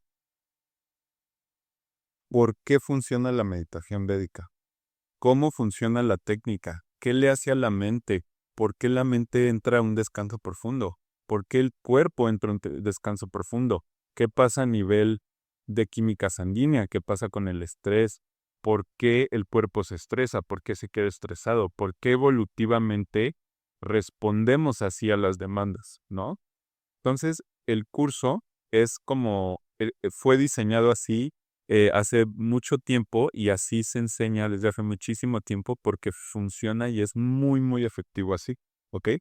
Enseñándole a la gente por qué funciona todas las cuestiones prácticas teóricas, pero también meditando ahí en grupo, practicando ahí en grupo. Entonces se genera como una oscilación muy interesante entre teoría y práctica, y eso es lo que hace que al final de esos 4 días la gente se puede ir a su casa y pueda ser meditadores autosuficientes, ¿no? Ahora, después del curso, estamos los maestros de meditación védica siempre disponibles por mensajito, por email y así, por si tienen preguntas, etcétera, etcétera. O sea, hay follow-up después, pero ustedes ya van a ser autosuficientes y van a poder tener la mejor técnica para manejar y liberar el estrés de una manera súper, súper fácil, sin estar dependiendo de nada, de tecnología, de un maestro, de apps, de nada, ¿ok? Em, por eso también es muy diferente a las otras técnicas. Uno, porque esta técnica es muy, muy fácil de hacer, y ahorita te explico a fondo por qué. Es muy fácil de hacer y empezamos a ver beneficios inmediatamente. Es tan fácil que luego se empiezan a ver beneficios y entonces es más fácil agarrar el hábito. ¿Cómo qué tipo de beneficios? Beneficios como literalmente estar menos expresados, vivir con menos estrés, mejorar nuestra salud, dormir mejor, tener mejores relaciones con las personas que nos rodean, familia, pareja, trabajo, amigos. ¿Por qué? Porque estamos liberando el estrés acumulado que tenemos de toda la vida y que nos hace estar en un estado de estrés constante, de ansiedad constante o cansancio constante o baja salud, etcétera, etcétera. Entonces, realmente los beneficios, así de entrada, el más tangible es vivir con menos estrés, pero las capas y capas y capas y capas de beneficios con muchísimo, ¿no? Entonces, es diferente a otras meditaciones por su facilidad y por su efectividad en y esta facilidad y esta simpleza de la práctica y de la técnica son porque esta meditación, a diferencia de la mayoría de las meditaciones a las que tenemos acceso allá afuera, inclusive, por ejemplo, Headspace o las aplicaciones o las meditaciones budistas o las meditaciones guiadas, etcétera, etcétera, casi todas estas meditaciones vienen como del mindfulness, ¿no? Y eso viene más de la corriente budista. Y lo que sucede es que la mayoría de Vipassana también, por ejemplo, hay muchas, ¿no? La mayoría lo que piden no es natural para una mente estresada, ¿no? Por ejemplo, vaciar la mente de pensamientos o estoy haciendo comillas para los que me escuchan, este, dejar ir los pensamientos, ¿no? O observar lo que está pasando en tu mente, observar lo que está pasando en tu cuerpo, observar tu respiración. O sea, esto no sirve. Alguien que está estresado no es capaz de observar y como de ver las diferentes capas. Es que lo que está sucediendo es que cuando la mente está estresada, la mente va a 1000 por hora. Porque una de las Dímelo a mí. cosas que hace una mente estresada es pensar mucho. Y estás pensando, ay, tengo que hacer esto y tengo que ir al súper y no le he hablado a tal persona y tengo que mandar un mensaje y tengo que comprar papel de baño y se me acabó la comida del gato y esta persona no me contesta mis mensajes. Entonces, ¿qué pasa? Que la mente estresada está pensando, pensando, pensando, pensando todo el tiempo. Y si a una mente estresada tú le dices, vacía tu mente, pues es como pedirle exactamente lo que no puede hacer, ¿no? Entonces lo que sucede, o, o, o deja espacio entre tus pensamientos, fue como, bueno, estás luchando en contra de tu mente, básicamente, ¿no? Y lo que sucede, esto es muy interesante, es que la mayoría de estas técnicas que vienen, estas otras técnicas que vienen más del mindfulness, de vipassana, de observación, de contemplación, todo esto, vienen de ambientes monásticos, vienen de De ambientes otro contexto. de otro contexto, de ambientes en donde las personas que los practican y que los desarrollan no tienen tantas demandas como nosotros, no tienen acceso a la tecnología como nosotros, no tienen que escoger qué ropa se van a poner hoy, no tienen que pagar renta, no tienen que ver que su ex puso una foto en redes sociales y entonces no sé qué, y no sé cuánto. O sea, el nivel de estrés y de demandas, tanto físicas como las toxinas a las que estamos expuestos, la contaminación, como mentales, O ¿no? sea, no es en sí que la técnica no funcione, sino que está en un contexto donde no se puede desarrollar de la manera en la que estuvo originalmente planeada, ¿no? Eso es lo que nos estás diciendo. Totalmente, ¿no? Todas las técnicas de meditación funcionan para el contexto adecuado. Y es como regresando a lo del gym y el pilates y todo funciona, ¿no? Todo funciona. Pero ¿para quién funciona qué cosas y en qué contexto, ¿no?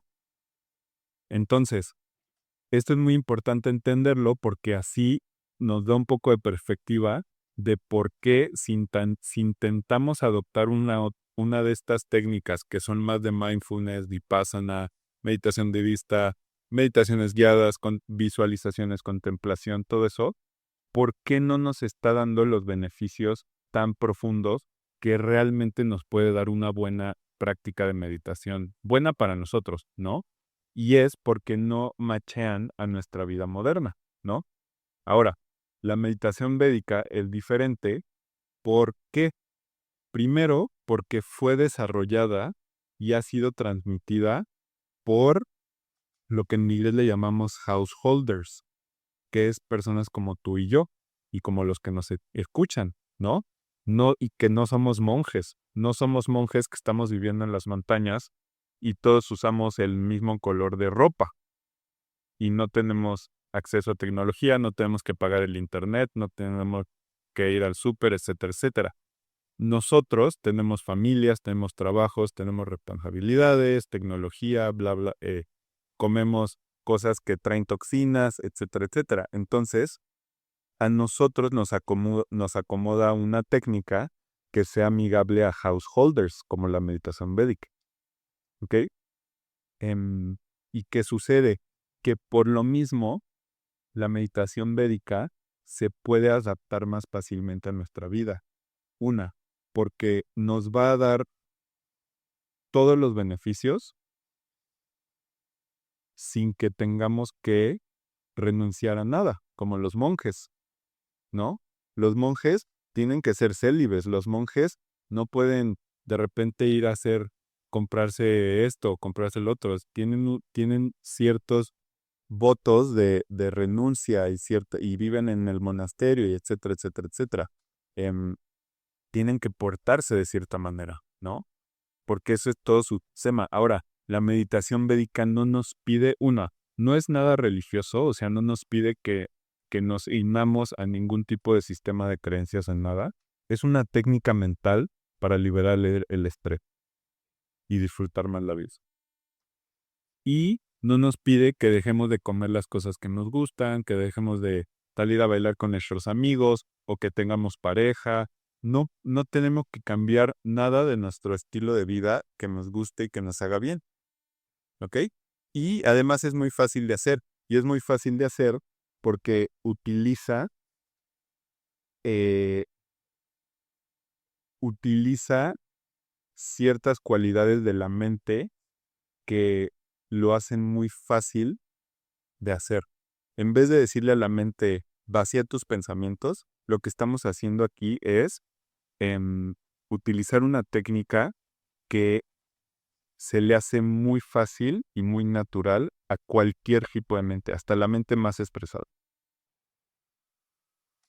Pues muy bien, bueno, yo creo que la gente que esté interesada, vamos a dejar ahí tus datos de contacto y ya más hacia el final de la entrevista, pues nos dirás dónde te pueden encontrar, qué tipo de eventos, qué tipo de, pues sí, de conexiones pueden tener las personas que les interese, porque yo sí hablo de meditación, o sea, yo medito, sí soy más así de mindfulness y todo eso. Realmente nunca he probado la meditación védica, pero se me hace muy interesante. O sea, ahora pues que tenga chance de hacer el curso contigo, definitivamente lo voy a hacer. Ahora pues no ha habido la oportunidad, más que nada, primero que tú estabas en la India, después pues yo ahora he estado por acá y pues esperemos que ya para verano tener ese chance y que bueno, todas las personas que les pueda interesar de inicio, yo creo que ya el hecho de conocer otra opción y todo este tipo de reflexiones sirven, ¿no? De alguna manera, obviamente, el integrarlo a una práctica diaria, yo creo que todo lo que realmente vale la pena y todo lo que importa, pues hay que hacerlo constantemente, si no,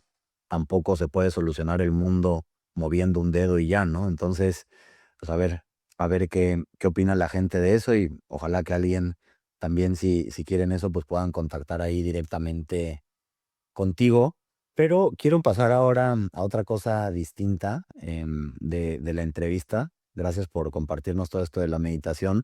Pero cuando empezamos a trabajar tú y yo hace ya, creo que 4 años, más o menos, de cuando nos reuníamos ahí en Chocolate y Molinillo, ¿es Chocolate y Molinillo? Y que nos daba el sol ahí en la cara estando en las mesitas de afuera en el centro de Tequis.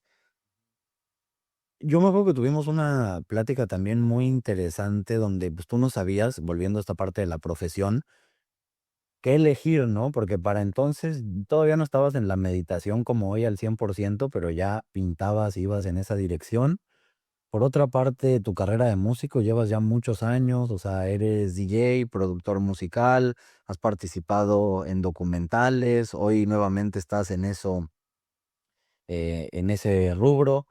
Por otra parte, ya también eras artista, ¿no? O sea, pintor, o sea, todo esto del arte plástica, visual, con todo el contexto que ya hablamos, pero parecía casi hasta raro y yo también apenas me empapaba en esas áreas de poder ser multifacético. Digo, también acabamos de hablar de que obviamente no puedes ser ingeniero de la NASA y Picasso y a la vez también ser el mejor actor, o sea, difícilmente. Pero en ese momento que empezamos a construir tu proyecto o a darle forma, porque no fue nada más construirlo, ya muchas cosas venían detrás, hubo que hacer un poco un voto de fe, de creer que sí era posible, ¿no? Porque el conocimiento general es, escoge un camino, borra los demás o quédate los de hobby y pues sí, qué bueno que te gustaba la música, pero si ahora eres maestro meditador, eso ya te retira de los escenarios, ¿no? Y hoy creo que el paradigma está empezando a cambiar, o sea, yo también por eso te quería traer aquí porque hay gente que me sigue que estoy seguro que todavía no sabe que esto es posible, o sea, que creen que si eres chef, pero tienes una empresa de otra cosa, pues el chef nada más eres chef para tus hijos en las mañanas antes de que se vayan a la escuela, o para mi novia o para mi esposa el fin de semana cuando hacemos una comida con nuestros amigos. Pero yo sí creo, y yo también me veo a mí mismo como alguien multifacético. O sea, a mí si alguien me pregunta a qué me dedico, pues me cuesta mucho englobarlo. O sea, sí ya tengo mis técnicas y pues ahora que me dedico a todo este tema de el branding y hacer narrativas, pues sé cómo englobar todo lo que hago, pero pues yo por una parte, pues estoy aquí haciendo un podcast, aunque eso no termina por definirme, ¿no? O sea, de repente ahora me he puesto a hacer estos pósters y pues a veces me pregunto si seré artista yo también porque pues aquí ando jugándole a hacer mis cosas, escribo y de alguna manera pues soy escritor a veces pues para mis clientes, soy escritor para mí mismo, a veces escribo cosas más como poéticas, me encanta cantar, definitivamente no diría que soy cantante, pero disfruto de esa expresión.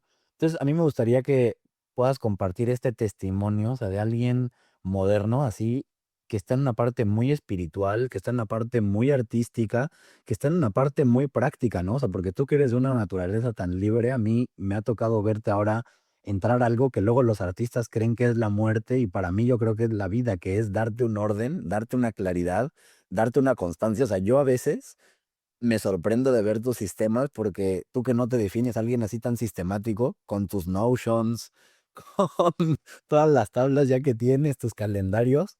O sea, he visto una progresión que a mí se me hace muy interesante y que para mí esa definición de éxito ya viene en el disfrutar de la vida que ahora me ha tocado poder compartir y ver contigo. Entonces, me gustaría que puedas compartir tu caso, ¿no? O sea, cómo has pasado estos años, o sea, de esas primeras veces que lo hablábamos a hoy, qué ha cambiado en tu vida, qué te ha dado esa certeza de que sí es el camino que quieres recorrer hoy, por qué lo haces, cuando alguien te pregunta cómo interactúas, o sea, cómo es la vida de una persona que no se encasilló a una sola profesión. Sí, este, y es muy buen tema y larguísimo. Yo creo que esto podría ser un podcast este, pero mira, ahorita algo que me está viniendo mucho a la mente, yo creo que como introducción a esta respuesta, es que mucho en la vida moderna hoy, como que en esta como mente de productividad que está dominando todo, hay mucho el mensaje de enfocarse, ¿no? De enfoca, enfoca, enfoca, enfoca, enfoca. Y de ahí viene justo lo del grind culture, ¿no? Lo de no pain, no gain. Todas estas como frases y que apoyan una ideología, una mentalidad de que básicamente es como de, esto de enfocar es como de concentrarte en una cosa e ignorar lo demás. Básicamente, ¿no? O sea, lo estoy como exagerando un poco, pero ese concéntrate en una cosa y lo demás no existe. No, pero es real, porque si lo vemos, por ejemplo, en la vida de la mayoría de la gente, muchos viven para trabajar y luego esa es la queja, ¿no? El hombre que trabaja para mantener a la familia, pero que los hijos ni lo conocen, la esposa tampoco, luego resulta que tiene otra familia, luego alguien se enferma y esa es la tragedia moderna, ¿no? Totalmente. Y sucede con la escuela, sucede con relaciones, sucede con adicciones, sucede con muchas cosas. Y al final lo que es ese enfoque es desconectarse, es concentrarse en una cosa tanto que te desconectas de lo demás, ¿no? Y yo creo que es que es un acercamiento que no es nada sostenible, ¿no? ¿Por qué? Porque al final, queramos aceptarlo o no queramos aceptarlo, somos seres que están interactuando y en interdependencia con todo lo que me rodea, tanto personas, negocios, lugares, el señor de la tiendita, mi amiga que vino a tomar un té el otro día, o sea, somos personas que estamos en contacto porque vivimos en este mundo, ¿no? Estamos en contacto, aunque yo no salga de mi casa, estoy en contacto con mi mundo, ¿no? A través de comprar cosas, de comer, de hacer música para mandársela a que la pongan en mi documental. Hay mil canales en los cuales estamos en contacto, ¿no? Hasta biológicamente estoy produciendo dióxido de carbono y el árbol que está aquí afuera de mi edificio, allá afuera, Todo está conectado. lo está procesando y está generando oxígeno de ese dióxido de carbono y ese oxígeno yo lo respiro, ¿no? Entonces, por donde la veamos, todo está conectado y no es algo como espiritual, pipi ni nada, hasta la física cuántica lo dice, ¿no? Ahora, cuando estamos enfocándonos y forzándonos, porque es a través de la fuerza, ¿no? De controlar y de forzar, enfocarnos en una sola cosa, sea lo que sea, estamos de alguna manera ignorando esa conexión que tenemos con todo lo que nos rodea, ¿no? Ahorita, como que quise decir eso porque ahorita me está viniendo esa idea, porque mucho de esta cultura de productividad te dice, no, no, no, el que mucho abarca, poco aprieta y enfócate para que hagas algo muy bien, ¿no? Y dices, ok, hace sentido. Y sí, de nuevo, regresamos a eso del balance y de la línea delgadita entre cuándo ya no se vuelve saludable y sostenible y cuándo sí, entre cuándo es algo que es evolutivo y que se siente bien y cuándo no. Y ¿sabes qué? Yo creo que con ese tema de concentrar, yo creo que tanto el abrir como el cerrar son simplemente 2 fases distintas de la vida, porque, por ejemplo, cuando eres artista, músico, que pintas o incluso en la meditación, hay estados de mucha concentración, pero que lo creo que lo propio de ese mismo estado físico, mental, emocional, como lo queramos llamar, es que son muy intensos y normalmente tampoco son tan sostenibles. O sea, tú no puedes aguantar 20 horas tocando, o sí, tal vez si estás haciendo un disco, pues sí te avientas días, pero después requieres soltar y hacer otras cosas, relajarte y volver. Y creo que es como una oscilación, ¿no? O sea, yo lo leí en uno que es de mis libros favoritos, que también de ahí aprendió cosas de la meditación, que es muy como New Age y mindfulness y esto, pero es el libro de las 5 de la mañana, que ahí te dan un método que habla que la vida tiene que ser como la de los atletas de alto rendimiento. Y un atleta de alto rendimiento no puede estar todo el tiempo a full porque se quema. Y es lo mismo en la vida. Tienes que dar lo máximo en unos momentos y después soltar y recargarte e ir y venir, ¿no? O sea, no existe el ir con el coche a 200 por hora de las 7 de la mañana toda la semana porque se quema. Entonces, yo creo que esto se habla muy poco, pero tiene que ver también luego ya un nivel más, espiritual, más, holístico e incluso profesional, que es de lo que estás hablando tú de no nada más abarcar todo y de repente por momentos es válido también concentrarse o explorar algo en concreto, ¿no? Al final, totalmente, totalmente de acuerdo. Y al final es poder estar en contacto con nuestra propia esencia y nuestra propia naturaleza que nos va a llevar a estar en el lugar adecuado y hacer la cosa que es más relevante en cada momento. Y por ejemplo, la meditación védica nos ayuda a llegar ahí, ¿no? Y lo que sucede es que si para mí es natural estar en 4 cosas al mismo tiempo, en 4 proyectos al mismo tiempo, justamente como dices, va a ser oscilatorio y va a haber cierto momento del día en el que voy a estar haciendo esto muy enfocadamente, pero luego naturalmente mi cuerpo, mi mente, mi emoción me va a llevar a lo que sigue y entonces ya voy a ir a hacer esa otra cosa y no nada más puede ser que, no nada más puede ser que logre hacer todo, sino que incluso una cosa alimenta a otra cosa. Porque un tipo de, si estoy en mi compu haciendo tablas de estas que dices, organizando mi puta, este pensamiento más matemático, más crítico, me está dando cierta estimulación a mi cerebro, a mi cuerpo y todo. Bueno, a mi cuerpo no tanto que se quedan bacán.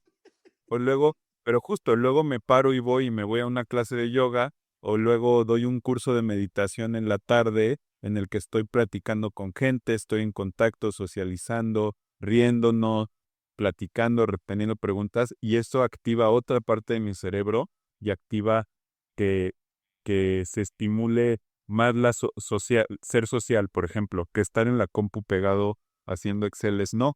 Pero al final, para mi persona, para mi individuo específico, naturalmente quiero eso y entonces va a ser lo mejor.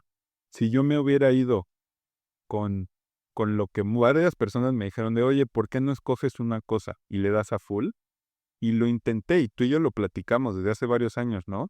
Y lo intenté de que, bueno, hay esto, a ver, luego lo otro. Y luego me fui a India para entrenar para ser maestro de meditación, regresé y estuve siendo maestro de meditación nada más como 1 año y medio. Y me encantó. Pero ¿qué pasó? Que naturalmente de mi interior empezó a salir otra vez la necesidad de hacer música, de hacer arte, ¿no? Entonces yo siento que al final se trata de no poner reglas, de no decir, tengo que ser muchas cosas o tengo que ser una cosa, porque ahí ya estamos siendo rígidos con una idea, ¿no? Más bien es de agarrar herramientas, por ejemplo, la meditación védica, para quitarnos el estrés, para estar en contacto con nuestra esencia y lo que naturalmente nuestra esencia y nuestro cuerpo y nosotros queremos, y seguirlo, confiar en eso y seguirlo. Pero ya que estamos eliminando el estrés y ya que estamos más asentados en nosotros mismos, ¿no? ¿Por qué? Porque puede ser y así tengo amigos, ¿no? O sea, tengo amigos que son nada más maestros de meditación y son súper felices, ¿no? Tengo amigos que son maestros de meditación y aparte tienen una empresa de producción de películas y aparte son padres de familia.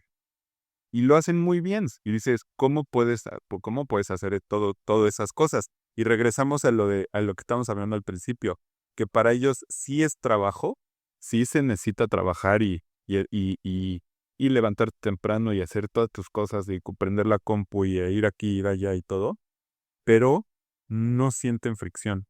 Se acuestan en la noche y me acuesto en la noche diciendo, I get to do this, ¿no? O sea, tengo el privilegio de hacer esto que estoy haciendo. Y hay personas que nada más esa cosa va a ser una cosa. Y No hay regla. no hay reglas, no hay reglas. El chiste, yo siento la regla es tener un hábito, una técnica, una práctica que nos ayude a estar más claro con nosotros mismos, como la meditación védica, a estar sin tanto estrés, para que nuestros deseos no sean deseos que vienen desde el estrés, nuestros pensamientos. Esa es una muy importante. Y otra es que ya que empezamos a hacer esto, ahora sí empezar a confiar en que nuestra esencia y lo más profundo de nosotros nos va a llevar en el camino adecuado, ¿no? Em, y, y, y yo siento que, o sea, ya para cerrar un poquito todo esto, eh, eso que decías, o sea, sí para mí ha sido un camino muy, muy largo de toda la vida, de probar diferentes cosas, como lo que te decía, desde niño probé la música y luego probé esto, y luego trabajé en producción de eventos muchos años, y luego hice eso, y luego me metí más a la parte de hacer sonido para video, intenté mil cosas, ¿no? De sanar, de estudiar Y Reiki. sigues, ¿no? Ahora ya que te tengo haciendo videos también.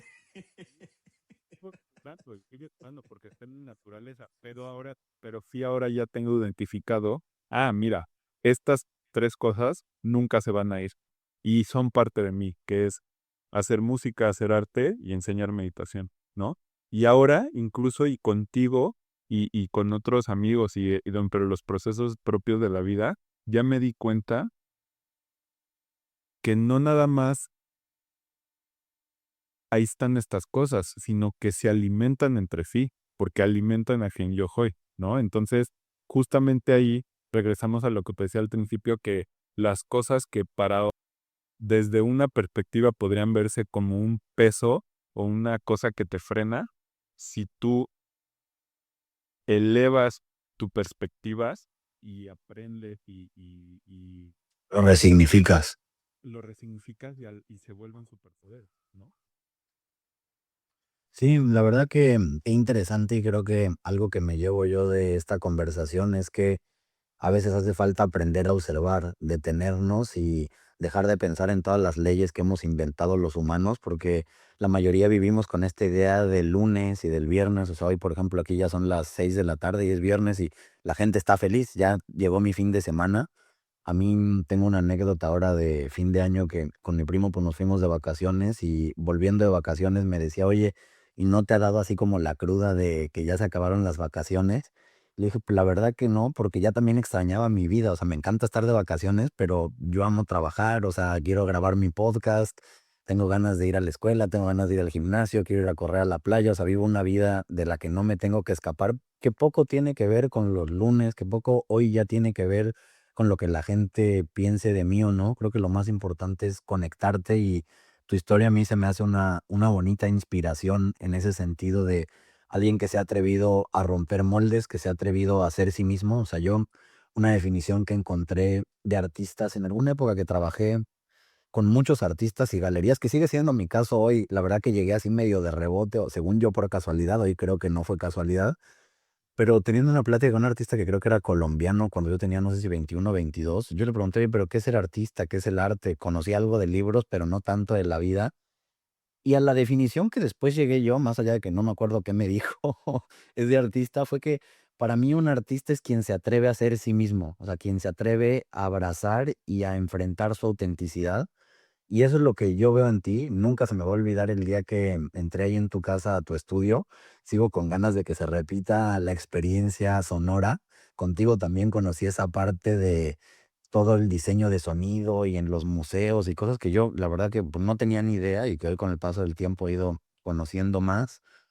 Y ya para cerrar, y digo, más allá de todo esto que te agradezco que nos has compartido, que has dejado aquí para todas las personas, es una pregunta que te había hecho más al inicio, ahora la voy a cambiar un poco, pero si pudieras hablar con el Sergio chiquito, con ese que tal vez se escondía de las entrevistas, con ese que no quería ir a clases de actuación, con el que tal vez hasta le costaba esa parte de las clases de música, si le pudieras dar un solo consejo a él y que paradójicamente luego es un consejo para todos los demás, ¿qué le diría el Sergio de hoy a ese niño?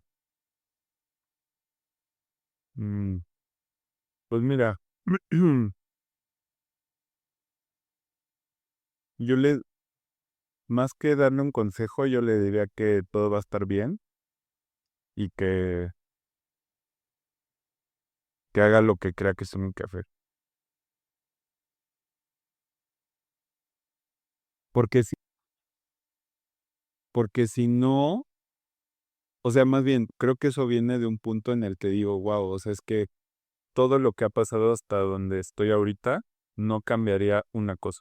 Y eso no significa que todo haya sido agradable y color de rosa, pero si no todas esas experiencias de las que aprendí, los retos, donde la regué, todas las cosas donde me equivoqué, mil veces o más, miles de veces me equivoqué, cosas de las que me podría arrepentir, no estaría yo donde estoy ahorita, ¿no? Entonces, más que decirle, haz esto o no hagas esto, le diría, síguele, síguele y colito todo se acomoda.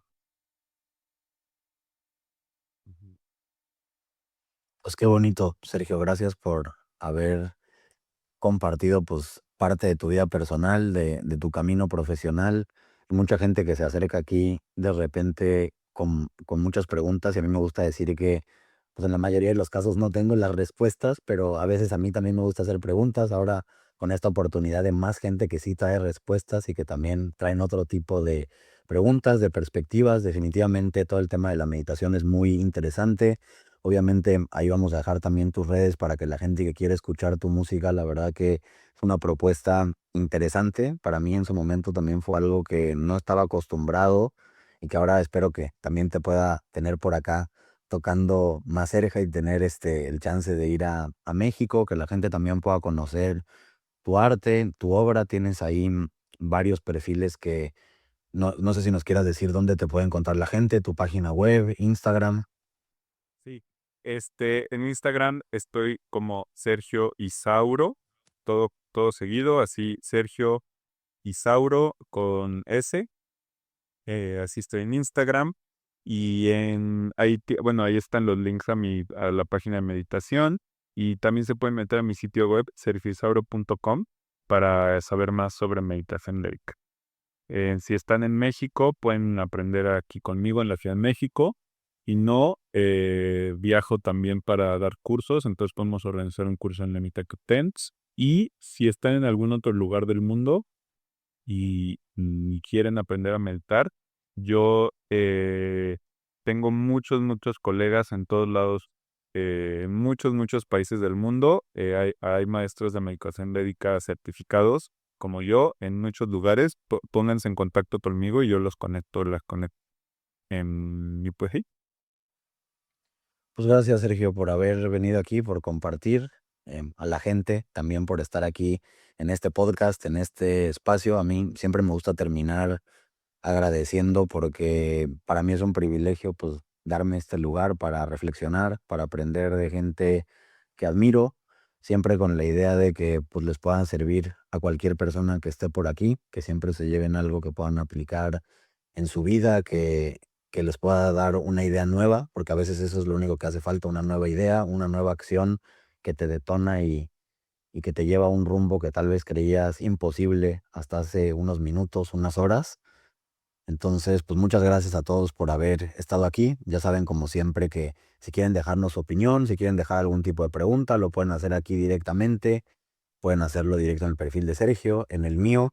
Si lo quieren compartir con alguien a quien les sirva, que crean que puede tener utilidad de todo lo que hablamos hoy, pues también se los agradezco. Soy Gianpaolo Sabat Renaldi. Les mando un abrazo muy fuerte. Nos vemos en la próxima del podcast de GP. Gracias.